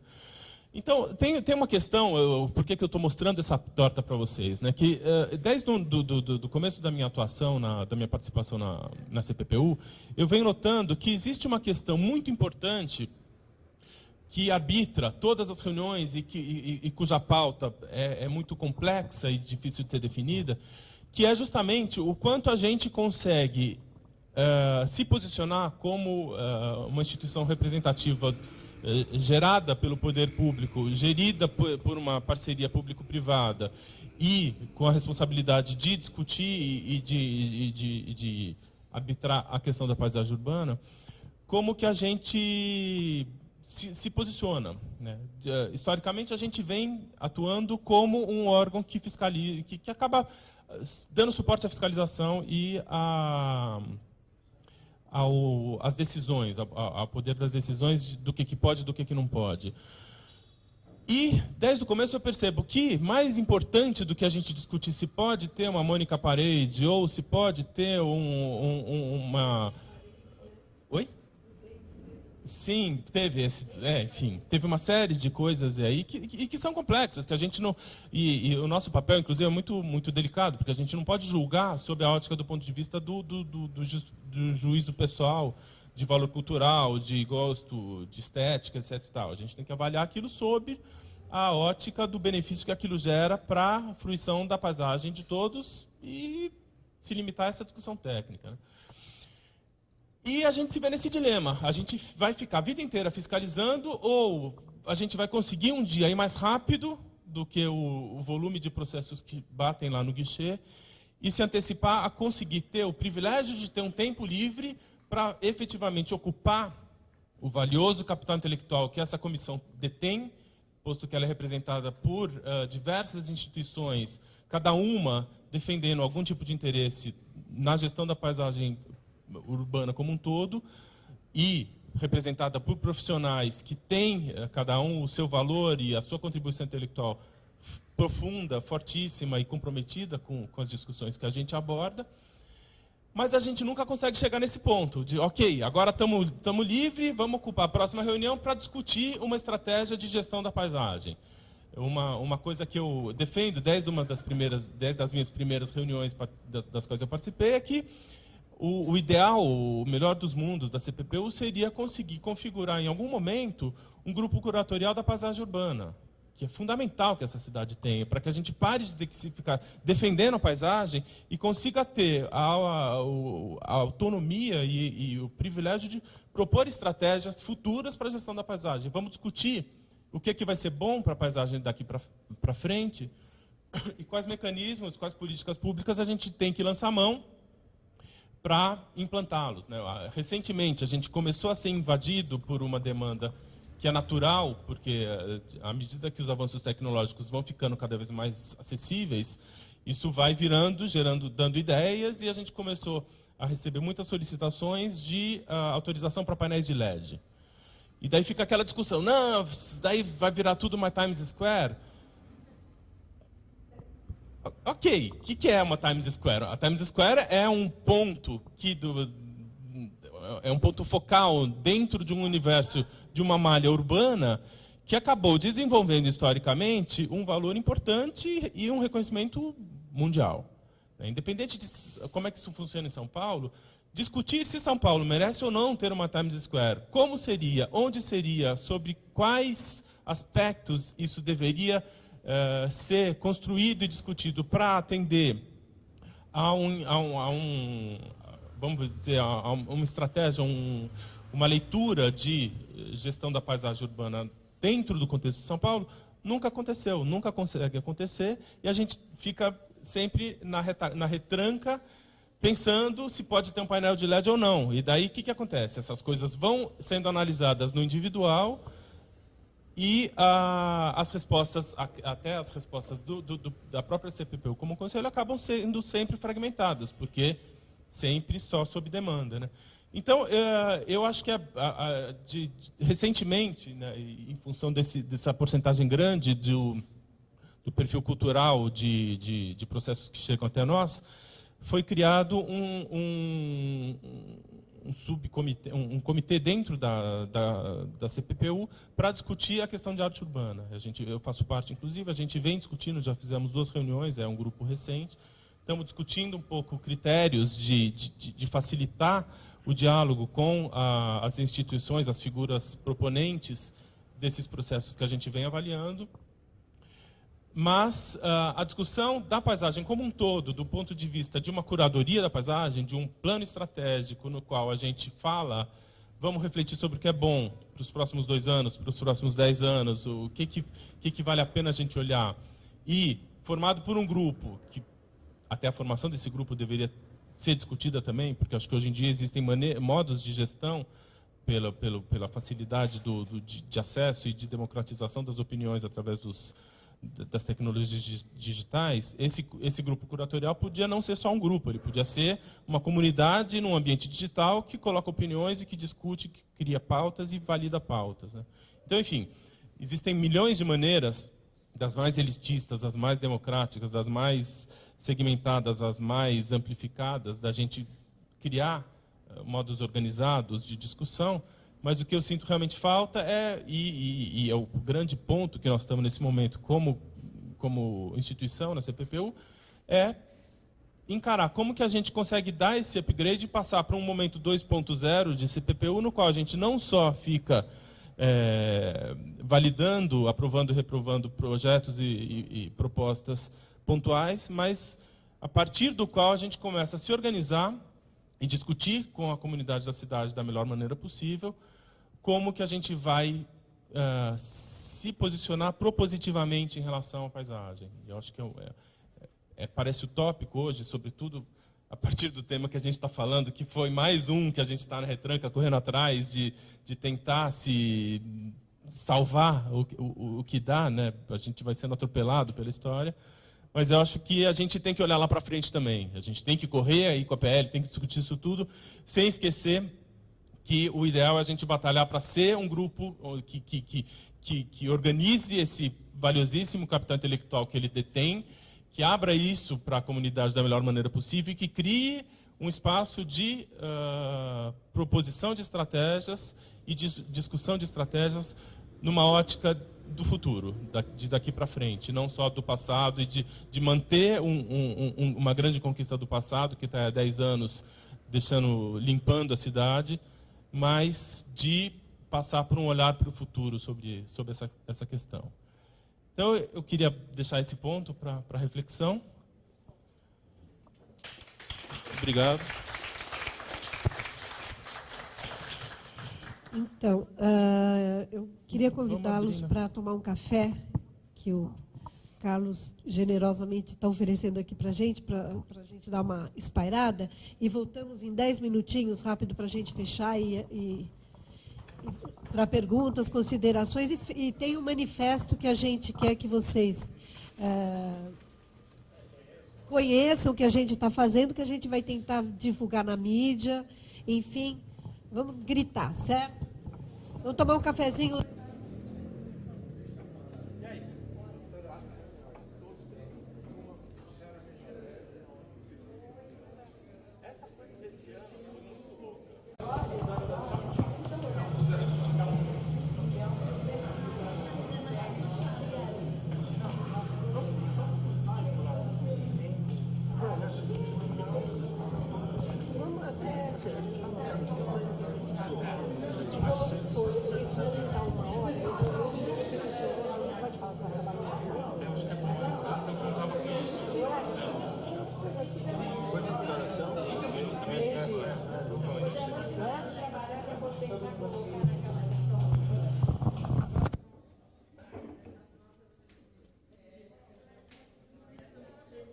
Alô?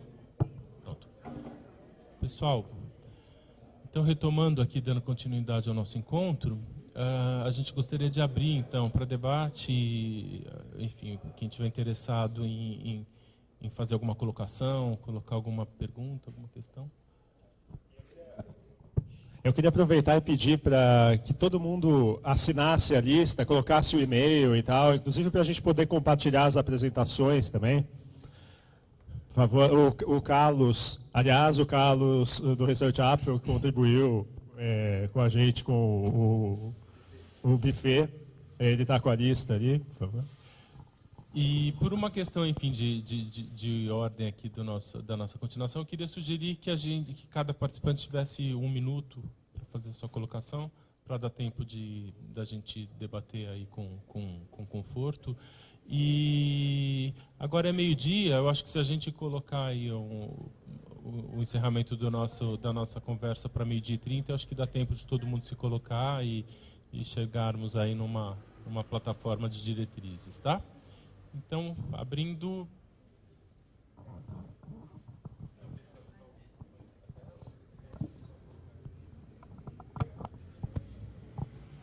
Bem, bom dia, meu nome é Sueli, eu represento Defenda São Paulo na Operação Urbana Centro, e, enfim, então tenho uma pergunta e uma colocação. A pergunta é a seguinte: como é que fica a propaganda política no quadro da Cidade Limpa? Estou perguntando pelo seguinte: já tem os outdoors enormes com a cara lá do candidato, que a gente no meu bairro reclamou, e a prefeitura informou que propaganda política é livre. Então isso é um ponto importante, né? Sei lá. Não, pelo menos de tentar dar publicidade, que isso também faz parte, acho importante. E a segunda questão, uma coisa que eu já conversei, sobre a minha opinião, né, da importância do IAB como técnico, de entrar com a Cidade Limpa em todas as operações urbanas, porque temos comitês gestores como palco de discussão também, do mobiliário urbano, da paisagem urbana, etc. Tá? Só isso. Obrigada. A propaganda eleitoral é regida por uma legislação nacional. Então, no primeiro pleito, depois da Cidade Limpa, que foi o municipal, a Justiça Eleitoral entendeu o seguinte: no Brasil inteiro valem as regras nacionais, mas como há uma lei municipal, e, digamos, a publicidade de âmbito municipal não extravasa os outros municípios, em São Paulo, os candidatos resolveram e a Justiça Eleitoral reconheceu as regras da Lei Cidade Limpa. Na eleição seguinte, que era federal, aí a legislação municipal não poderia valer, supostamente. Então, ficou ao critério dos candidatos. Por quê? Porque o candidato teria que fazer a sua campanha nacional conforme as regras que houver para o Brasil inteiro. Então, em princípio, salvo determinação do TRE em contrário, vale para São Paulo a Lei Cidade Limpa, ainda que não valha para outros municípios, tá certo? O que acontece? Isso, em grande medida, pode vir a ser derrubado nessa eleição, caso os partidos não se disponham a topar. Quer dizer, se alguém contestar, é facilmente contestável, porque a legislação é federal e não municipal. Complementando, o que é interessante que nesses anos todos, principalmente enquanto a gente estava lá na prefeitura, o pessoal resolveu, por jurisprudência, enfim, por vários outros motivos, eles adotaram em 80% a Lei Cidade Limpa no Brasil inteiro. Então, assim, o número 4 metros quadrados eles aderiram, né? Então, você não pode fazer publicidade em muro, que a gente não deixa, então não pode também a publicidade, por mais que aqui em São Paulo, ok, mas se é tanto deputado estadual, federal ou majoritário que não seja em São Paulo, eles se adequaram à Lei Cidade Limpa, o que foi bem legal. Então não pode em muro, praticamente tudo que a Lei Cidade Limpa fala, eles absorveram, né? A única coisa que é diferente, que pode, são cavaletes no espaço público, é a única coisa. Isso mesmo. Tem que ter a pessoa junto do cavalete, porque ela tem que ser móvel. O cavalete? Quem está falando? Ai, que bom. E saiu alguma resolução, é isso? Do tribunal? Ótimo. Muito bom. Então, gente, Cidade Limpa total.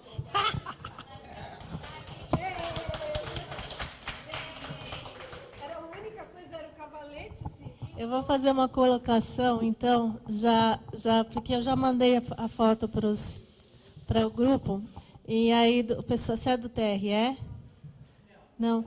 É o seguinte, no meu bairro tem uma bicicleta que continua presa, parada no mesmo lugar, presa no mesmo poste, fazendo propaganda. Durante as eleições passadas, tinha um determinado coronel, que foi bastante votado, que ele usou bastante essa bicicleta. Bastante. Então, mas ela não ficava andando. Ela ficava parada na frente de um certo shopping. Ele foi bastante votado. Assim, eu não quero falar, né? Eu não quero jogar pedra no telhado de ninguém, entendendo? Mas agora eu até vou falar, Regina, porque você passou retoma aquelas fotos, os desenhos tá, porque aparece. Aí, ó. Aparece. Quer ver? Passa na frente. Aparece. Aí, ó. Aí a bicicleta. Você falou que não podia, mas a bicicleta aparece aí, ó. A primeira imagem. Volta uma. Aí, ó. Aí a bicicleta. Tá vendo? A bicicleta aparece. Então, mas tá aí eles entendem que pode e a bicicleta continua. Desde aquele dia que eu mandei a foto para vocês, a bicicleta continua parada no mesmo lugar, com a mesma propaganda. E isso sem contar que nas eleições essa bicicleta foi bastante usada. Já estou fazendo até uma denúncia, né? Não sei, não pode cavalete, mas isso daqui está sendo usado como cavalete.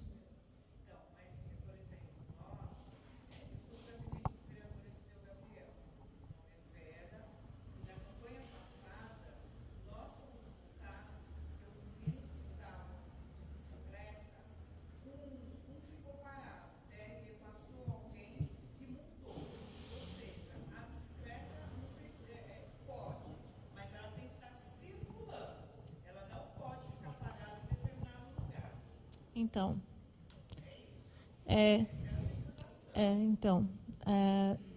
mas tinha bicicleta parada.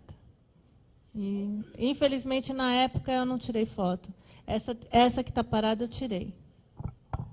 Bom, gente, então, assim, eu acho que denúncias, eu, estando na CPPU, acho que o Renato também, a gente acha que pode até encaminhar oficialmente, se vocês encaminharem para a gente por e-mail. Eu acho bacana porque a CPPU deu todo o Fábio, que hoje está o presidente, ele deu essa abertura para a gente fazer as denúncias por escrito.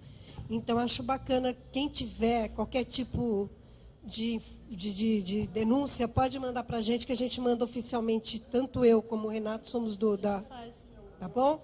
Então, ok? Alguém mais? Oi? Vou passar o e-mail. Vou passar o e-mail. Espera aí. Vai, quem está na frente. Bom dia, meu nome é Rogério Peixoto, eu sou arquiteto, moro na Zona Sul de São Paulo.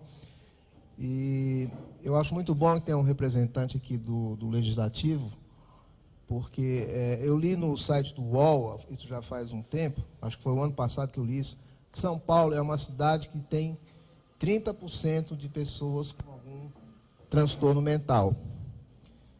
A gente pode até brincar de ser psicólogo aqui e achar vários motivos para isso, mas um motivo que eu acho, assim, dentro do âmbito da arquitetura e urbanismo, é a paisagem urbana de São Paulo, que é muito agressiva, é muito cheia de concreto, asfalto, vidro e metais, pichações e tudo mais. Então, nesse sentido, eu acho que a Lei Cidade Limpa é benéfica, altamente benéfica para a cidade de São Paulo, e eu acho que os vereadores deveriam levar isso em conta na hora de que for votar essa brecha que pode surgir na lei aí. Então, é isso que eu queria falar. Eu não tenho nenhuma pergunta a fazer, só essa colocação. Obrigado.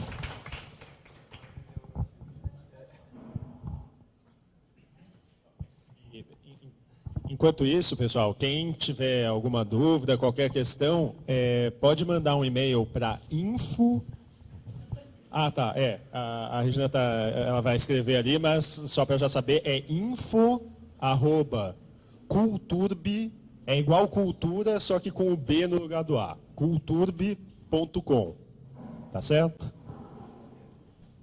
Bom dia, meu nome é Marco Antônio Baldoni, sou arquiteto e eu acompanho já essas questões da poluição visual há muitos anos, através da imprensa, através de participações na CPPU, mas eu gostaria de parabenizar esse painel que houve aqui, essas pessoas que estiveram aqui, todos que falaram. Eu achei que eu nunca vi assim, com tanta precisão, todos os assuntos sendo colocados, inclusive porque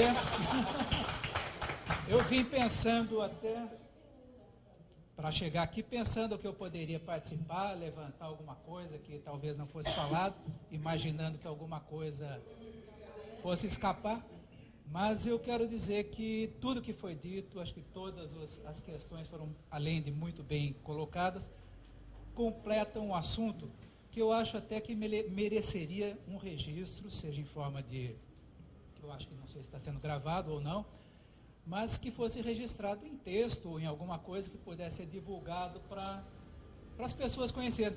Inclusive para rebater o que eu imagino que vai ser a grande defesa desse projeto de lei das bancas, que é dizer que é um lobby dos empresários que ganharam a concorrência, como saiu não sei se foi na Folha ou no Estado, inclusive do vereador José Américo, dizendo que foi ontem, né? Foi ontem, eu vi no clipping, eu não cheguei a ver exatamente a data, que seria uma pressão dos empresários, e aí a Odebrecht por trás, não, ele não falou, talvez ele não tenha falado, mas na Câmara os donos de bancos de jornal foram categoricamente indicando a Odebrecht como sendo a responsável, que todo mundo que é contra eles está defendendo a Odebrecht. E não é verdade. Como tudo que foi dito aqui, deu para perceber que muito pelo contrário. Então, acho que esse registro do que foi dito tem que ser colocado de uma forma que eu acho que possa ser divulgado. E eu gostaria até de participar dessa divulgação no que for possível, e eu acho que todos aqui, não? Então, só quero dar os parabéns para todos vocês. Para o IAB, por ter propiciado isso, né?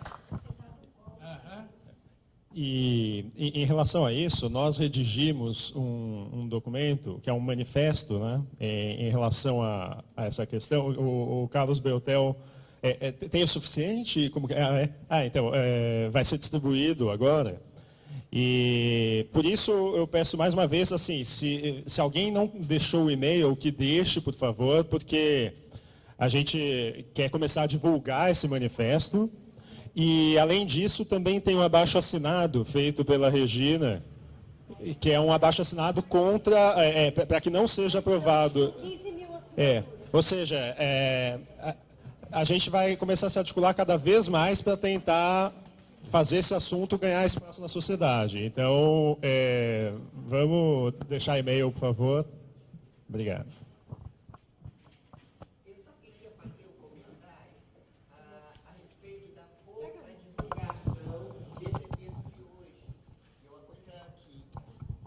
Um comentário que eu queria fazer sobre a pouca divulgação desse painel de hoje, porque eu tenho a impressão que muita gente estaria interessado se tivesse sido informado.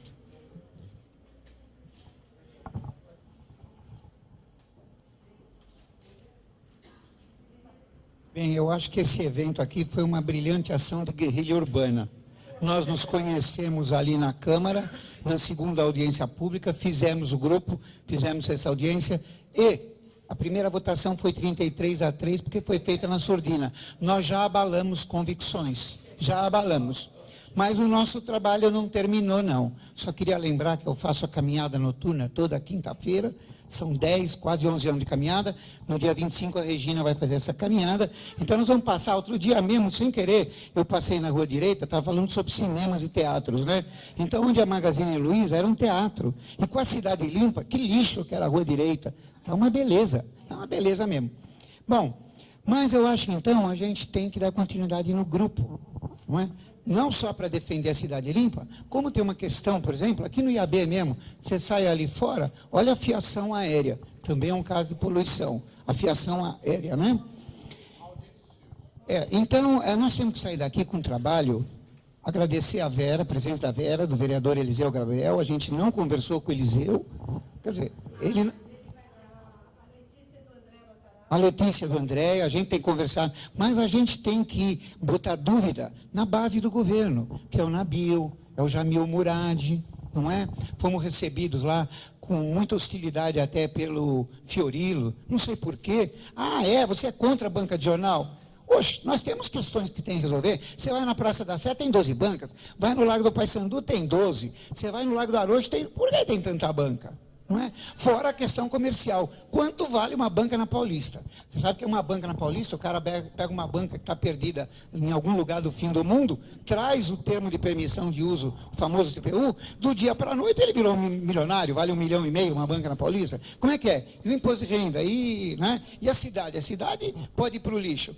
Bom, mas o que eu queria dizer, viu, companheiros, é que a gente então, hoje, a gente já passou da hora de a gente visitar vereador por vereador, especialmente da base. Nós vamos estar fazendo aqui de forma organizada. Se vocês permitirem, a gente vai incluir vocês nesse grupo. Cada um que conhece um vereador, tem acesso, faz esse favor. Chega de violência contra a cidade. Isso aqui não é só um seminário, é um grupo de trabalho. E parabéns a todos vocês, viu?